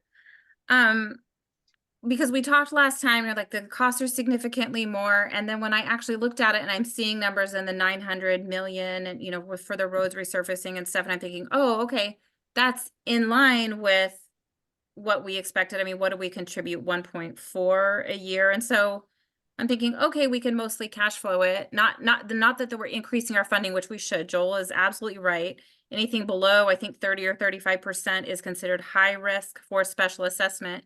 And that's right where we are. I'm not saying we need a special assessment, but what I'm saying is that when we have a large project and it comes in way over, we have to reconfigure our whole plan because we just do not have the flexibility to absorb that kind of a thing. And that is right where we are right now. But somebody maybe that understands the roads, are you saying maybe, Joanne, the bridges aren't in there? Or That's precisely accurate. The okay, bridges, when this budget, the 2024 budget was prepared, we did not have the full set of recommended repairs. So very expensive bridge and culvert repairs, fish passage, culverts were not in that plan and not accommodated for. so I'm looking at actually, interestingly enough, I think one of the bridges was taken out of the roads plan, which I never understood. But I am looking at an impact design from October 2023, and I'm on page, let me scroll back down. So when Joel and I met with Tyler Andrews about a month ago, he had made changes to the roads budget based on the recommendations of impact design. And Okay. it showed revenue shortfalls in reserves, I think 4 or 5 years out. Right, and that does not surprise me, actually, even based on when I was looking at this closely a few years ago. But gosh, these don't even have page numbers, but I'm looking like halfway through, like right before 4.2, and I'm seeing like the 2024 amount is 937 and then 2025 1.19. So this isn't the budget, but this is impact designs, but this doesn't have everything in it, I guess. I don't know what you're precisely looking at. I just have the tables extracted that I got from Tyler, and that wasn't part of what I sent you because this is way more detailed than I anticipated. I was hoping for, hey, look, tennis courts are really important, not the roads question, because we need to input all of the data we have into roads and then bring it back to say, here's the money we need, where are we going to get it? Yeah, that's fair. I was just trying to understand this report a little bit better. I'm sorry, I don't have a better answer for you, Karen. It's a legit question. It's just I didn't anticipate it coming. I apologize. No, it's fine. So here are the SURF plan is hundreds, if not more, lines long of various assets. So for us to all go and cherry pick out, hey, this is important. Obviously, I would say Marina Tennis Course is important because it's the one I've been harping on forever. Why did that get moved? But a lot of things were moved. Maybe for good reason, maybe not. But in between two reserve studies, I think it was 2021 and 2022 or 22 and 23, over the 10-year period, like $2 million was taken out and either moved further beyond or it was estimates came in lower or whatever. And I've never quite, well, I just haven't spent the time to reconcile all of it. I found a few things, I found whatever, but there's part of me that is hard to think about. One is because I think it makes that 21% that we're hanging out at a high estimate, and we're actually lower than that because we have things like the Marina Tennis Courts that are at the end of their useful life, but were for whatever reason pushed out 8, 9, 10 years, but really are due now, whether or not we choose to prioritize them. So from a process standpoint, a way that I would prefer to see the data presented is, and I know this is a lot of work and I am not trying to put a ton on you at budget time, but at least moving forward is everything in the year where the useful life ends, and kind of what used to be done before, which is we don't just move it out, but we say this is unfunded this year, rather than saying, just kind of arbitrarily moving it somewhere else. And so we can see what's funded and what's not funded. And then you can make those trade-offs, and future boards and future finance committees and future or current community members can see that too. The way that it kind of just gets moved makes it very hard to see that. It's not transparent. And so we don't know what priority decisions were made maybe 2-3 years ago, that now we're like, nah, that's not where we are now, but it's just kind of hidden. So from a process perspective, I would love to see that. Also, I'm glad we're kind of in this, I'm not glad that we're talking about 7%. Nobody wants to see this increase, but we've seen construction costs increase 20% or more over the past 4 or 5 years, with no corresponding dues increase for capital and roads. But yet we have taken on, an additional property. And so I believe the reserve study, in all of their calculations, so when they say reserves over the next 30 years look fine, that is based on the assumption that they increase at least 3% every year. So I think we need to get that into our thinking, that the reserve study is based on this assumption that there's a 3% increase every year, and not that we have to do that, but we have to start thinking about it that way instead of just every 5 years or so, and then we have a 7%. Anyway, that's all I have to say. I just really want to look at it, to really know what is due, rather than having things kind of just in future years that we're not aware of that are actually already due, and have some sort of policy or plan to march us closer to at least that 35%, if not 50. The reserve study recommends 70%. That's what his recommendation is. And we're at 21. So. Yeah, a couple of things, like to moving things on the 10-year capital plan. Of course, it happens every single year. It's really no different than, like a person with their house, maybe I'll replace a roof this year and then the car next year or whatever. And then things come up, well, maybe I'll reverse them or whatever. But so moving something primarily kind of helps out the 10-year outlook window in reality. But in terms of the fully funded rate, like if something gets pushed out a few years, then at that 4% escalation rate, it's attached to it every single year. So it's becoming more expensive as well, which nullifies, the helping out kind of the fully funded rate at the same time. That makes sense. Meaning, like if we push That's my question. Does it fully cancel it out, or is it on a case-by-case basis? Like, does it actually cancel out, or does it depend on how expensive it is, how many years it's pushed out? Like, we don't really know, right? What that net impact of. Yeah, factors like that can come into it in terms of like what was the total dollar amount of the item and what escalation rate are we using and how many years. And but meaning it's in no way a free pass if we move something a few years out. It just becomes more expensive each and every year, and the costs get tacked right onto it on the reserve study. So like, for example, if something was $100 in year one and we said, oh, well, we'll take care of it in year two, now it becomes $104, so to speak. And then so on and so forth each year that it starts getting pushed out. But on the funded calculation, instead of saying, well, you should have $100 right now, it's saying you should have, 90 right now. Yeah, that's correct. If, like, for example, we said we're going to replace something at the end of year one, and it's $100. Well, to be fully funded, we should have $100, in that year. Now, if we push it out in year two, it would become $104, so to speak, if we use a 4% escalation rate. But then, according to be totally fully funded, now we need $52 at the end of year one, and then $104 at the end of year two. So to your point, yes, I mean, that would help out slightly the fully funded rate.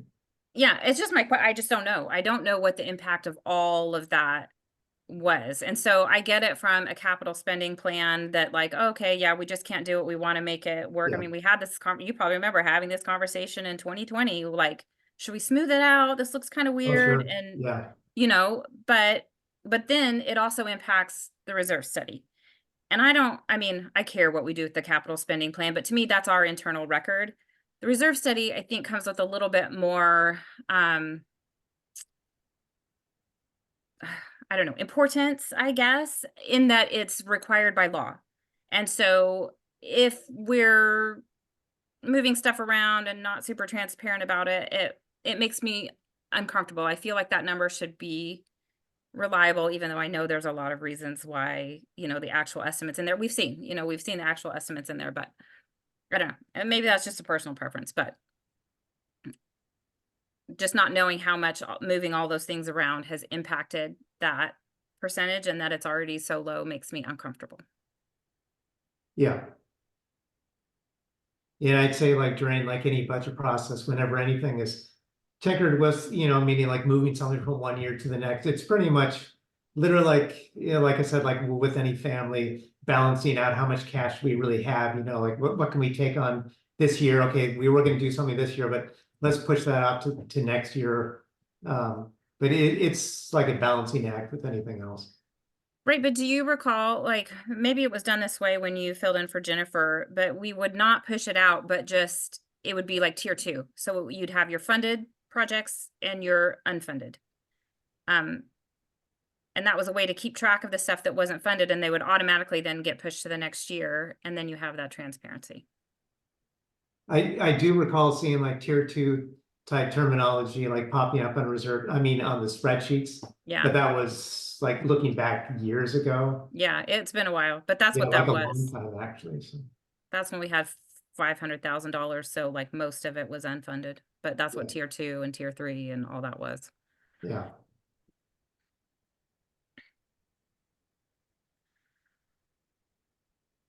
So, Joel, since this is mostly your, hold on, I'm going to back up real quick. Joanne, I'm sorry that you feel that budgets before were criticized. I've sat in a lot of budget meetings, and I know that's just kind of part of the game, but I don't think it's intended to be criticism of anything. It's hard. It's a projection. It's a, you know, you put your best plan out there and then everybody's going to have opinions.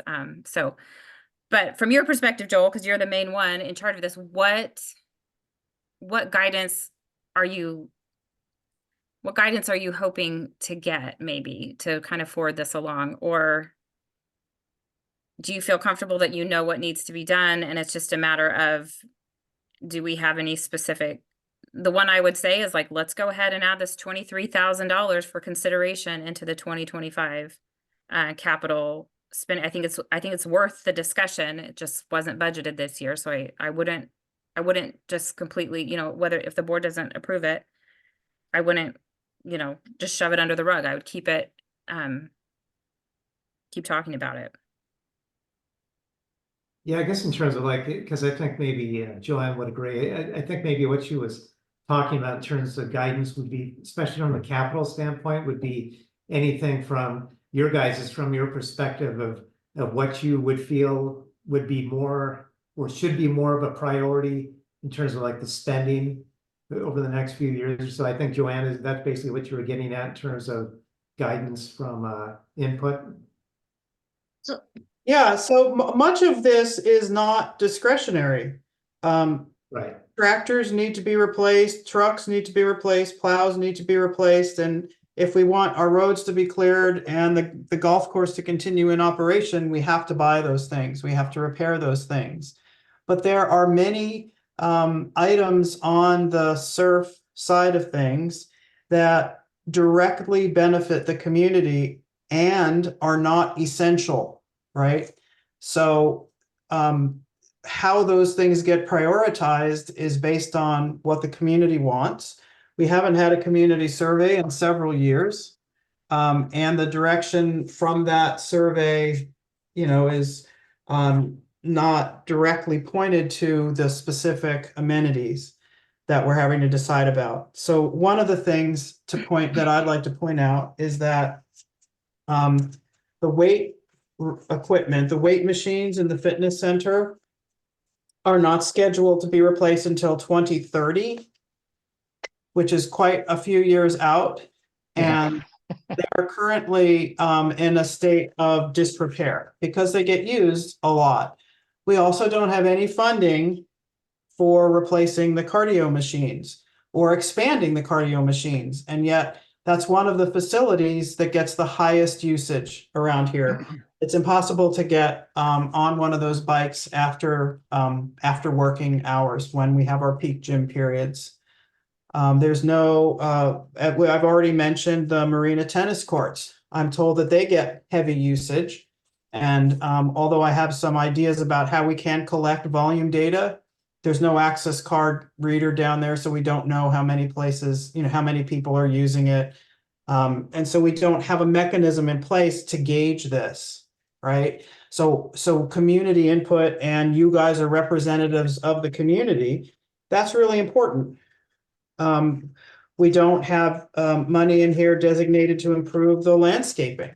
We haven't bought new plant material in a long time, right? We, it does, do you guys want that to be replaced? We don't have money in here to fund reorganizing and reopening the cafe. Is that a priority for people? Do we want to, talk about what needs to be done to get that up and running? Do we need more, do we need more data? Do we need a business plan? I don't know. So I'm not asking you guys to look at the, 75 things for turf care, because Greg already did that, right? So we know what maintenance has to be done to those and when replacements have to happen. But those bigger amenities, I don't have another way to prioritize them. So that's where you guys really play a key place in budgeting. So that's my 2 cents. It's not like we're gold lining the pool. And we really do do what we have to do to keep things operational. We're not beautifying, we're not doing things we don't need to do. So pretty much anything else we add, it needs to be funded, which is going to have to come from dues. So I have a couple thoughts. I think that, thank you, Joanne, for kind of helping set that table. I don't know if we have funding identified to fence there was some fencing requirements that we came up with years ago with the dog park, there was fencing there to make it safe for people between the park, dog park, whatnot. I think that's Not just safe, reduce liability. That was a directive from Yeah. our attorney. Yeah, I guess at this kind of brainstorming, sort of dreaming, I think we could use some more pool furniture. In the hot days, there's a lot of times where people, I think, would really love to have a shaded area. So those are 2 I had. Definitely on the dog park fencing. So That stuff is just missing. I mean, we spent 10,000 on pool furniture last year. And again, it was not budgeted. It was hard to get it approved, but we bought additional furniture, and if there still isn't enough, then there still isn't enough, you know what I'm saying? But It gets used a lot, so that's almost an annual one.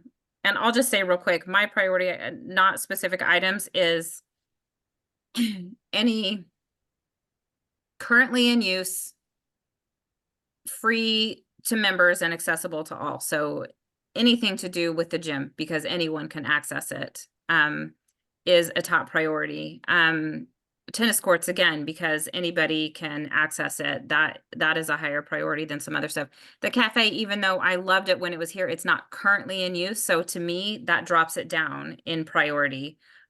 So whether it's trails, parks, tennis courts, pool, gym, all of these things are encompassed in that are not fee-based to members are to me, highest priority. I don't know if this is what you were talking about as not necessary, but I consider these from a community HOA perspective very much necessary. If I read our governing documents, our articles of incorporation, even, like, this is what it lists dues are for. It is for the beaches and the recreation facilities and all this stuff. So from that perspective, even though everybody likes to talk like these are just hobbies, but from the purpose of what this organization exists for, they are a necessity.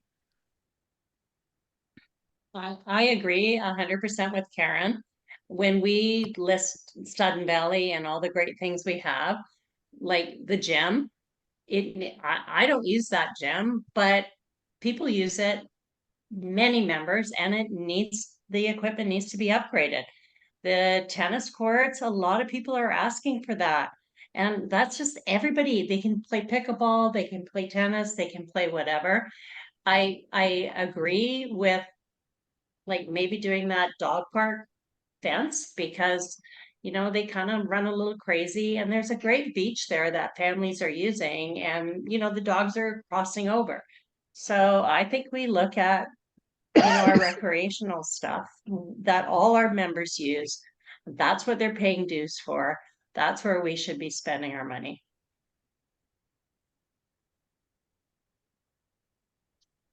I agree. I think that the visuals and what we're using, I mean, most people aren't going to see or notice. I'm just going to pick up one. Welcome Center paint. That was my first one for 2025. Welcome Center painting. Okay. But you have to maintain it. So we have to maintain things that aren't maybe not seen as a value to everyone, but you have to maintain it. You can't let the Welcome Center deteriorate. I mean, so those things have to stay. But I don't know. I'm just asking, just kind of looking. And again, if we add things to here, we're adding to, we're going to add to our budget. Off-cart path that needs to, you can't take things in the off-cart path. Just the largest number that jumps out on me for 2025 was the phase 2 of and I don't know, where's it? Phase 2 of the parks and playgrounds ADA compliance for 2025 is almost $117,000. What is that exactly? Do you know, Joanne? I do. Thank So you. I don't. following the floods of 2021, I believe, there was damage to several of our parks for kids with the play structures and everything else. And Okay. as a result of that, it was observed that they were not ADA compliant. And we were asked to remediate that. By And who? there was the county. There was a study done identifying the work that needed to be done to bring the parks in compliance. Are we required to have 100% of our parks in ADA compliance?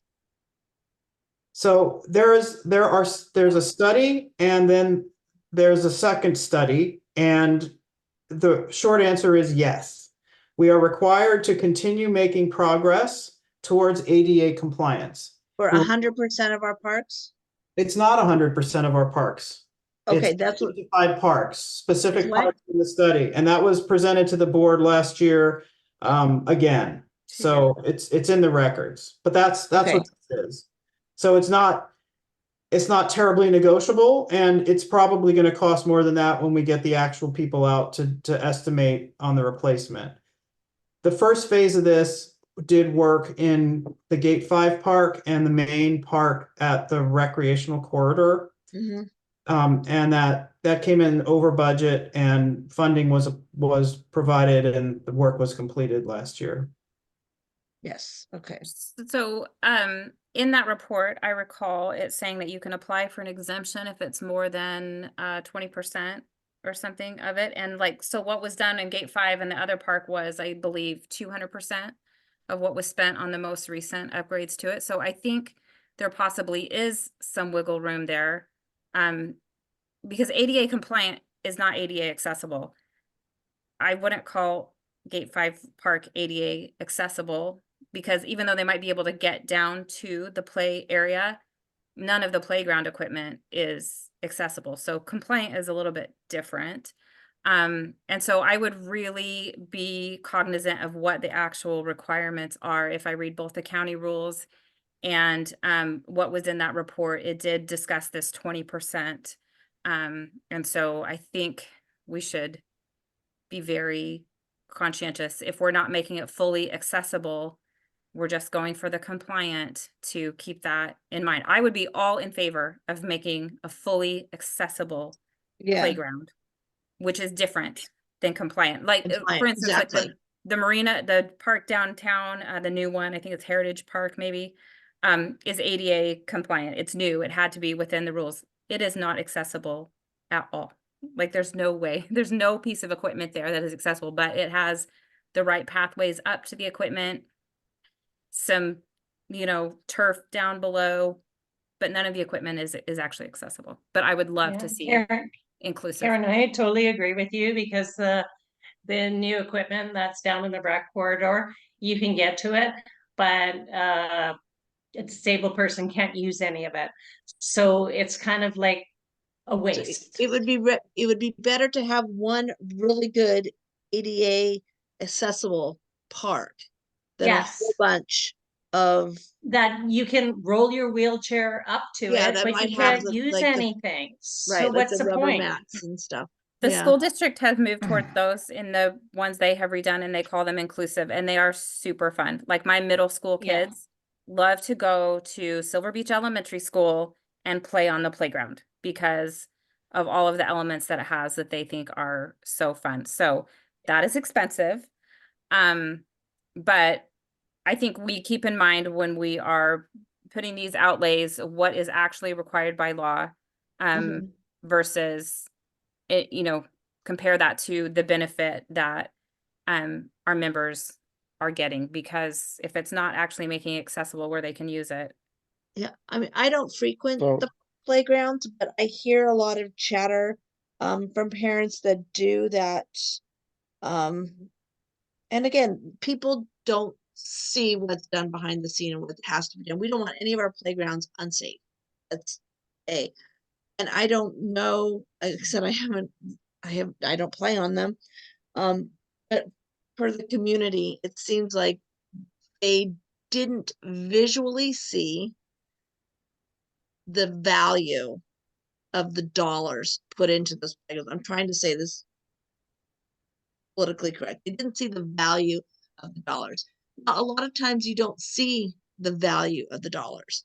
And that very well may be the case here. But when we're up against, when we have a community that is very visual and very vocal on what they see, if the value is not visible, we need to be very clear on what we did and why. I gotta go I'm gonna go, excuse myself, I gotta get a plug for my computer. I got my battery low. Stuart. Yeah, thanks, Karen.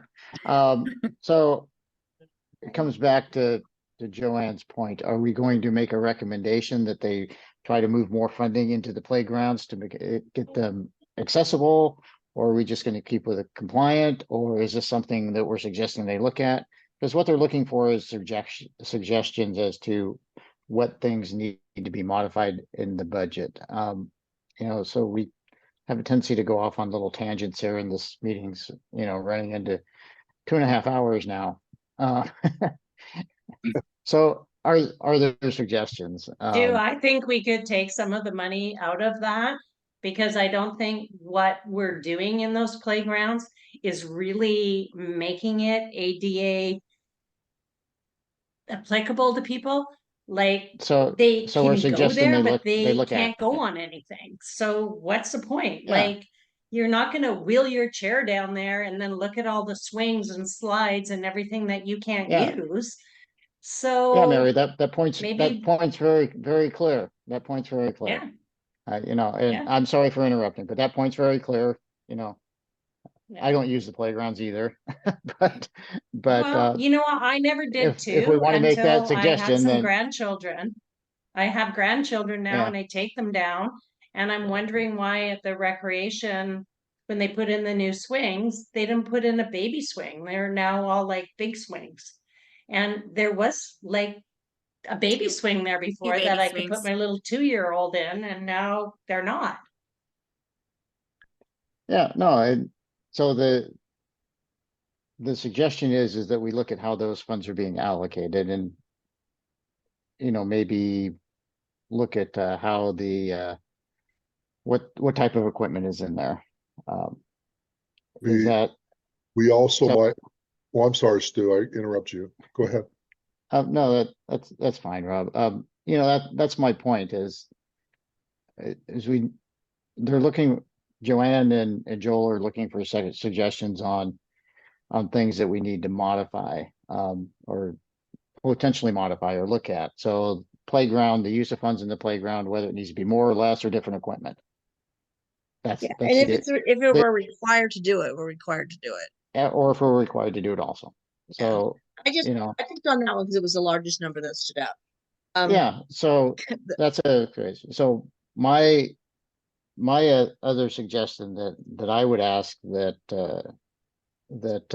Joanne and Joel look at, and maybe you've already done this, is there's the money in there for the Austin Creek repair, which is, The 70,000. well, it's 30,000 2023 and 70,000 Yeah. this year. And there's money in there for the putting green repair, which we just repaired, 5 or 6 greens because of the frost. So I'm not quite sure how that's all happening, but I would suggest that we look at the Austin Creek repair, because the $100,000 has been indicated that it's going to be insignificant or not enough to actually do the repairs, which is why we're putting things off. And the assessment is that it's stable, even though I think it looks really bad, but that's okay. So my suggestion would be to see if we could take those funds and reallocate them somewhere else to something that would serve more of a benefit, is what I would suggest. And because the putting green's already been repaired, but maybe there's going to be a request coming in for that at some point in time.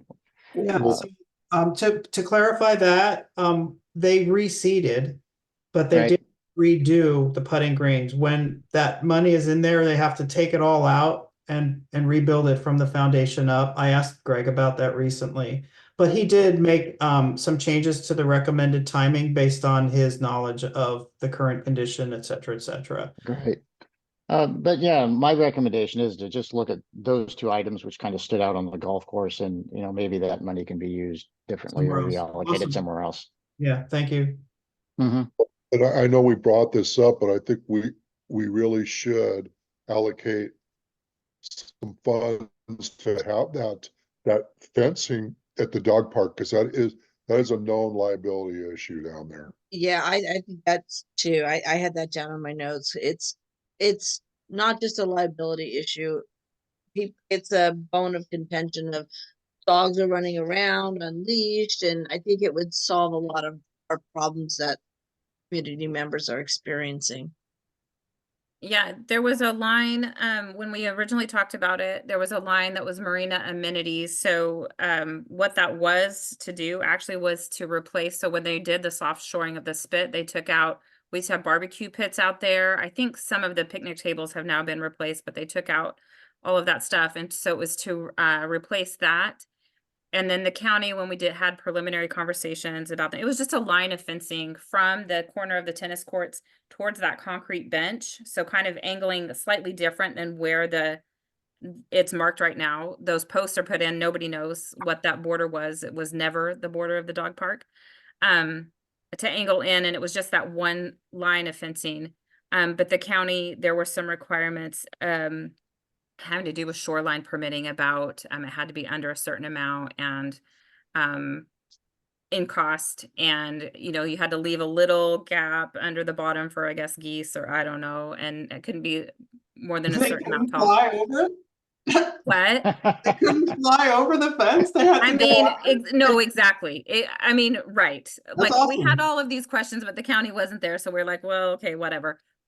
Is that what marina amenities was? Because Mike and I were scratching our heads over that. That's what marina amenities was. It was when they took out, I mean, that was going to be in there because at the time the county said it couldn't be more than $7,000. So we were going to have staff just do like a wooden wire, Right. hog wire fence, and just put it in just that one line. It wasn't fully enclosed or anything, but it was just to start because that was within shoreline restrictions. Right. But also to replace, at the time it was some picnic tables and barbecue pits that were on the spit, on the marina Okay. spit. That's what Did that you was say about. a barbed wire fence? No, hog wire fence. Like, yeah, come on. We're I not was gonna into the say, dogs. really? Yeah, That's a little no, extreme, like but yeah. the wood frame with the wire, you know. Oh, yeah. Yeah. Okay, well, that's really helpful. Okay, so I've gotten some input and you guys, to your benefit, have become much more familiar with these documents, which are going to come back to you now in 2025 versions, so it'll be easier for you to read them and Mhm. understand them. So what we're gonna do is input all of the changes suggested by management based on their assessment of the equipment after conducting inventory. And that will, move some things around naturally and move, some get pushed out and some get pulled forward.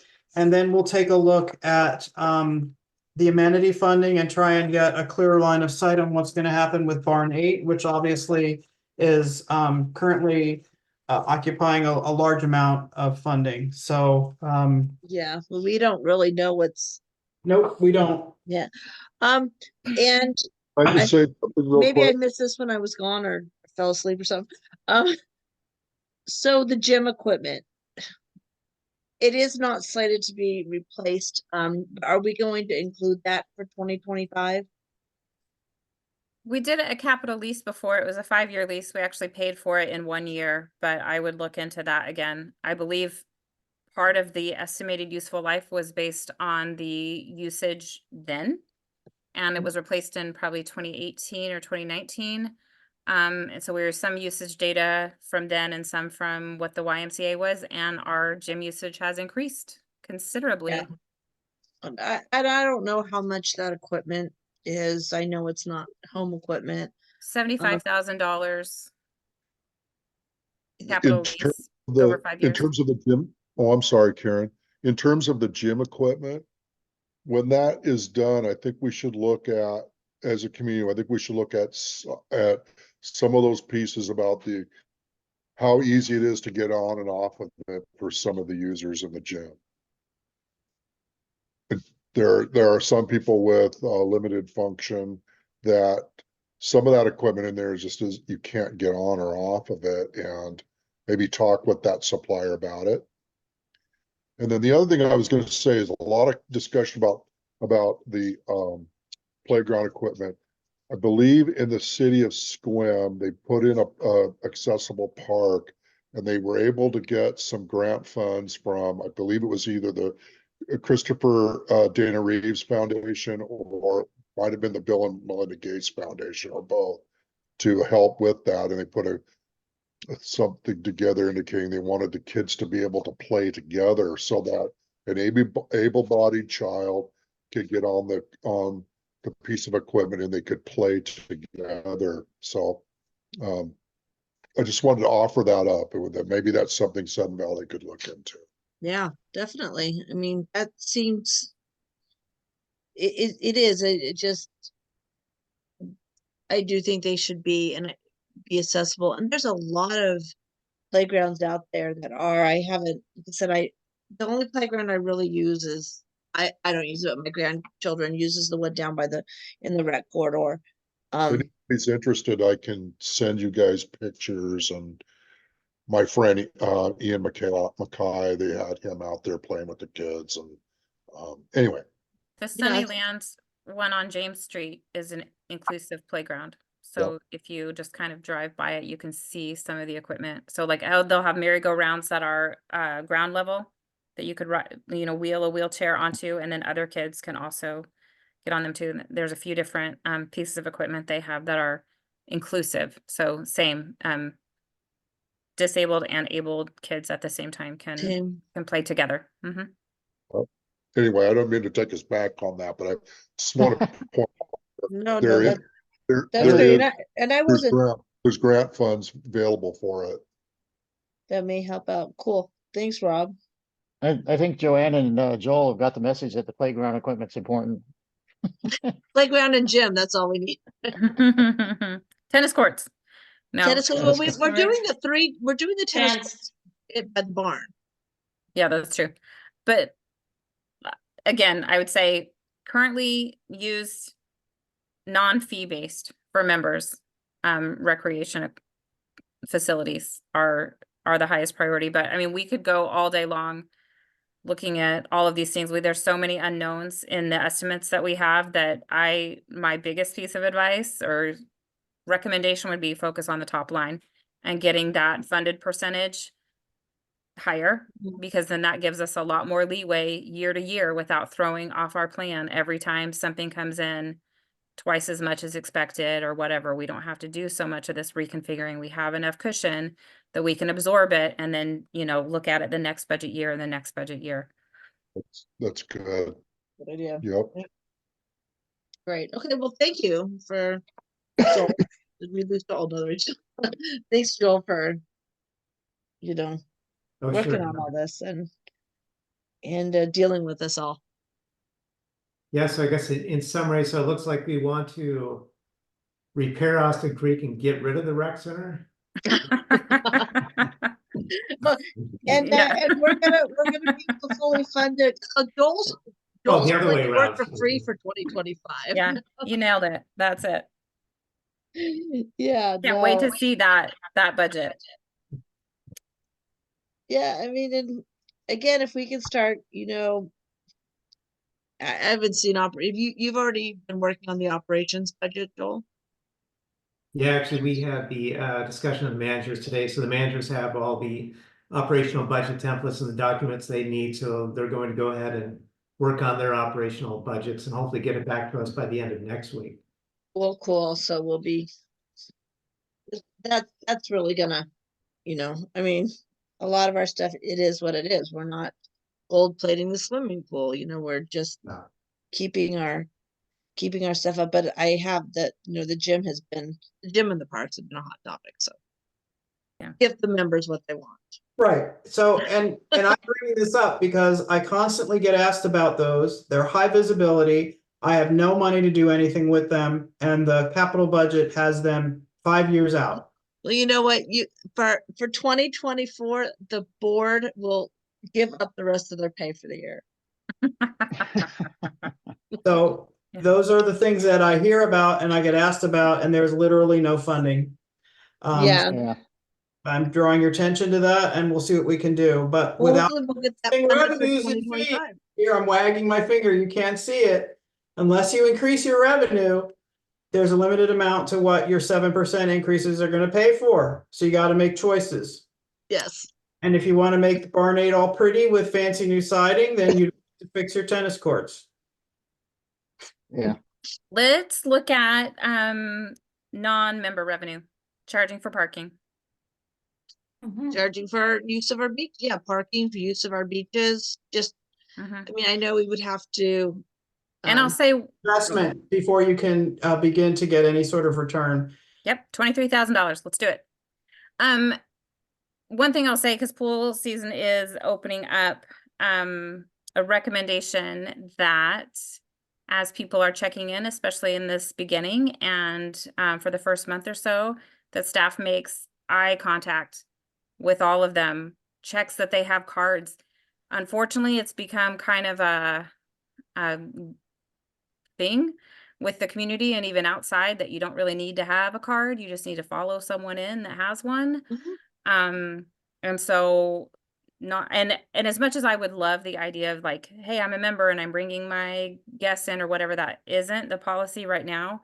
But I've heard that there's a lot of non-members outside of the community that'll just kind of come in, or renters that used to live here, but they no longer do, but their access hasn't been turned off. So really looking at those records and making sure that everyone that has a card is tied to a member of record, or, is And a known don't guests have to pay, Karen? Don't guests have to pay? They do, but I do not want to throw anyone under the bus, but they're not always acknowledged. And so if you can just walk through, Yeah, so that's, you're preaching to the choir. yeah, And when I have one person on rec staff to sit at that front desk and they have to leave to do cleaning at certain times of the day, that is an impossibility. Yeah, Plain and simple. Obviously, we need another person there, so that's what we should look at for next year. Because if people are bringing all their friends in and nobody's paying, then we're I wouldn't losing out say on a nobody. whole bunch of revenue. I wouldn't say nobody, but it is a thing. We used to have during pool season always 2 people at the desk at a time. So I guess we have, but not during the rest of the year. That didn't seem to be a necessity. Well, that's what happens when you have people resourced at 150%. Yeah, and remember we Uh, used to, not that I was a fan of it necessarily, but we used to have Ken's do the staff do the cleaning there, so we kind of outsourced some of that stuff too. Okay. So yeah, it's I get it, Joanne. I would love to see recreation fully funded and fully staffed. So I second what Karen said about non-members paying to park. The city of Des Moines in their marina parking, you have to go in just like a parking garage. Gate opens, you go in, grab your ticket. If you're a resident, when you come out, you flash your card, the gate opens up. Otherwise, if you're not non-resident, you put a credit card in. And I just saw they raised their rates from $10 a day to park down there to $12 a day to park. So I'm just thinking of all those non-members down in that park, $12 a day. That would help. All year even. That is one of the most Well, popular dog parks in Whatcom County. Exactly. Well, and you- even, Well, AM, about PM that- beach, like people are coming from Bellingham and just using the beach and parking there, using the washrooms, using the garbage, and they're just And going there for Samish, free. They should pay for Samish- parking. Samish should- Park is closed this year. So we're probably gonna see more. Cause So I think we should budget in some way of looking at putting the equipment in there. Like in that regard. And then also, I would like to see us not to have pool rentals before 7 o'clock during the summer. A lot of those pool rentals were at 5 o'clock.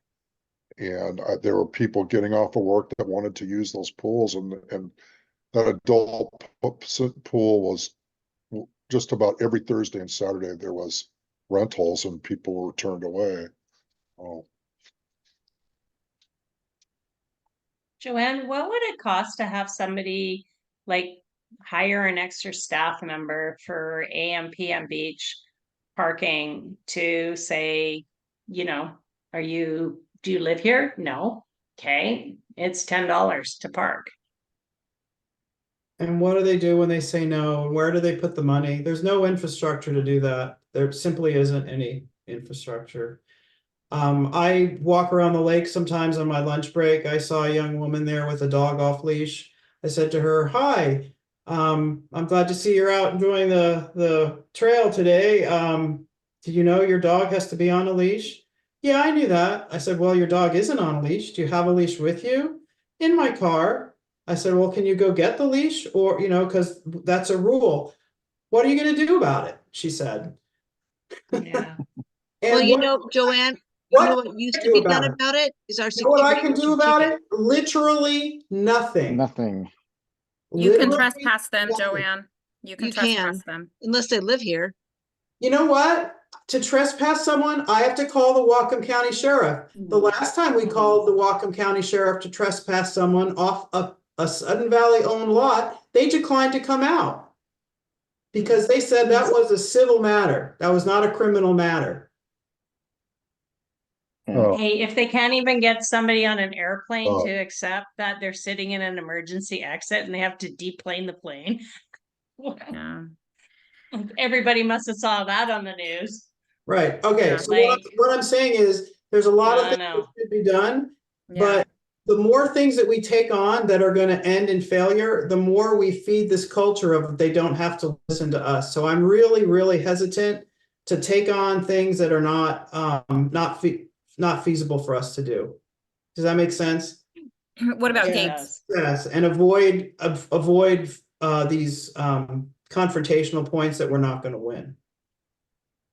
Right, I like Unless Rob's suggestion of looking into gates. This is probably not something, I mean, something to think about for 2025 planning is, you know, we just looked at the idea of turning the airport strip into boat storage.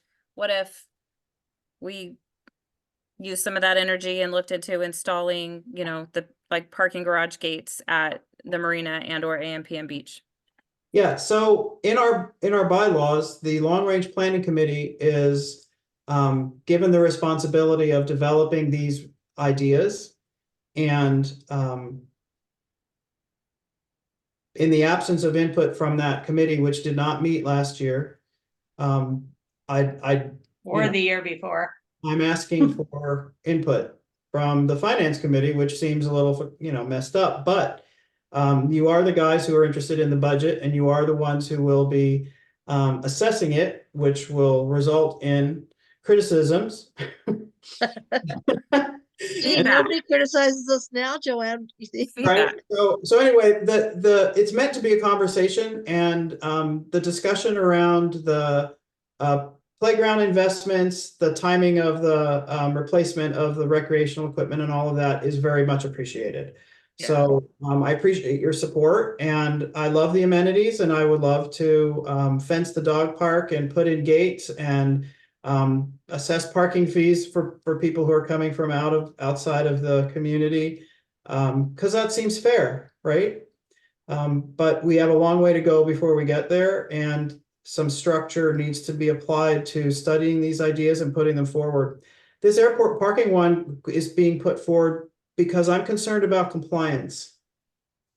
And I'll take 1 minute of one additional minute of your time and say this to you.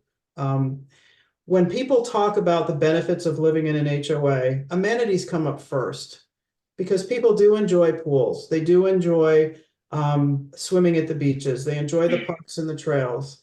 But the second thing that comes up is enjoying the fact that someone besides you, okay, personally, is going to make sure your property values are protected because of the requirement that all homes be maintained and to a certain standard. And we're not doing that. We're not doing that in a big way. And compliance overall has been neglected for good reasons. And it is very difficult to enforce compliance. But the mechanism for doing so was essentially dismantled. And we're trying to do it now. And we're trying to get back into that zone to where people take our regulations seriously, so that we do give them that expected value from an HOA. That, we respond to noise complaints, that neighbors bring in their garbage cans, that they don't park enormous trailers or storage containers at their homes for 6 months. All those things are important to maintaining property values. And so that's another big cost that we haven't really talked about, but you will see reflected in the budgeting documents that you will soon be able to review. Can I make probably Thank what you. is going to be a very unpopular opinion? And that is, when I drive around and look at things, well-maintained travel trailers or boats aren't something that I feel that detracts. Like, I've driven around Strawberry Point, I've driven around, North Shore. I see these $2-3 million houses. They have boats parked there. I don't think like, ooh, that'd be a nice neighborhood if, So I so much appreciate that you are trying to bring back compliance, but what if we explored amending that rule so that it wasn't completely forbidden, but maybe you could, if it was completely on your property and they were in good repair and newer than, I mean, some of the storage places I've looked at, your whatever you're storing has to be newer than the year 2000 or 2010 or whatever. So that, you mentioned not pursuing these things that are going to be failures. What if we looked into that, into the possibility that people could store some of their recreational things on their property So with how some do you limitations? define in good repair, Karen? I'm just gonna play devil's advocate. How do you define operable and good repair? I licensed, registered, not moss growing on it. You could use a date, right? Mhm. Like there's certain RV parks that, down in Palm Springs, like you can only go there if your motorhome is like less than 5 years old. Like you could do that kind of thing. Like you can't store a trailer on your property that's 30 years old. It has to be like current. Yeah. Who So knows? we Something to only, think about. it's something to think about. I'm just saying that there was a time when I was vice commodore at Des Moines Yacht Club, and we had dry and wet storage, and our requirements were that boats be in good operating condition. And I can't tell you how many, just say, discussions I had with people about why their boat was in good repair. I think it personally, yeah, I get what you're saying, but it's difficult to enforce. Really, Yeah, really I think that difficult. would be very hard to enforce. It is. I think it is anyway, right? I mean, that's where we are right now is. There's a It's not hard to enforce. It just takes time. In fact, it's one of the few things we can enforce because we can take a picture showing the presence of the violating object and we can say, move it by this date or you get fined. And if they don't move it, we go back, we reinspect, they get a fine. Somebody calls you and says, Joanne, I've called every storage facility within a 25-mile radius and none of them have a spot. Can I have another month? What do I say then? Like this, it's just really complicated. And I'm sorry, my computer time. froze, everyone. That's okay. You're still I agree. moving. I'm Anyway, I didn't mean to get us off into that area. I just wanted to say that you're going to see in the budget that there are going to be requests for funding so that we can provide that value from the association, which is an expectation. So just a quick question, Joanne, is that going to be like increased security or different compliance officer, or what's it look like in the budget, I guess is my question. It's compliance staffing. Okay. Cool. Yeah. All right. Well, thank you for your time and your input on the budget. I appreciate it. Okay, Yeah, so thanks, Joanne. thanks, I John. move to adjourn the meeting at 9:21. Thank you. Right. Thanks, everyone. Thanks. Love your hat, Rob. Thank you. Go Yeah. Hawks. Go Hawks. That's your season ticket holder hat. Yeah, it is. I can You're right. tell. I got the kingdom on the back. I don't know if you can see it. Yeah, that's what mine does too. Yeah. I haven't worn mine yet though. Right on. So Have a good evening, you guys. okay, you too. Okay, bye-bye.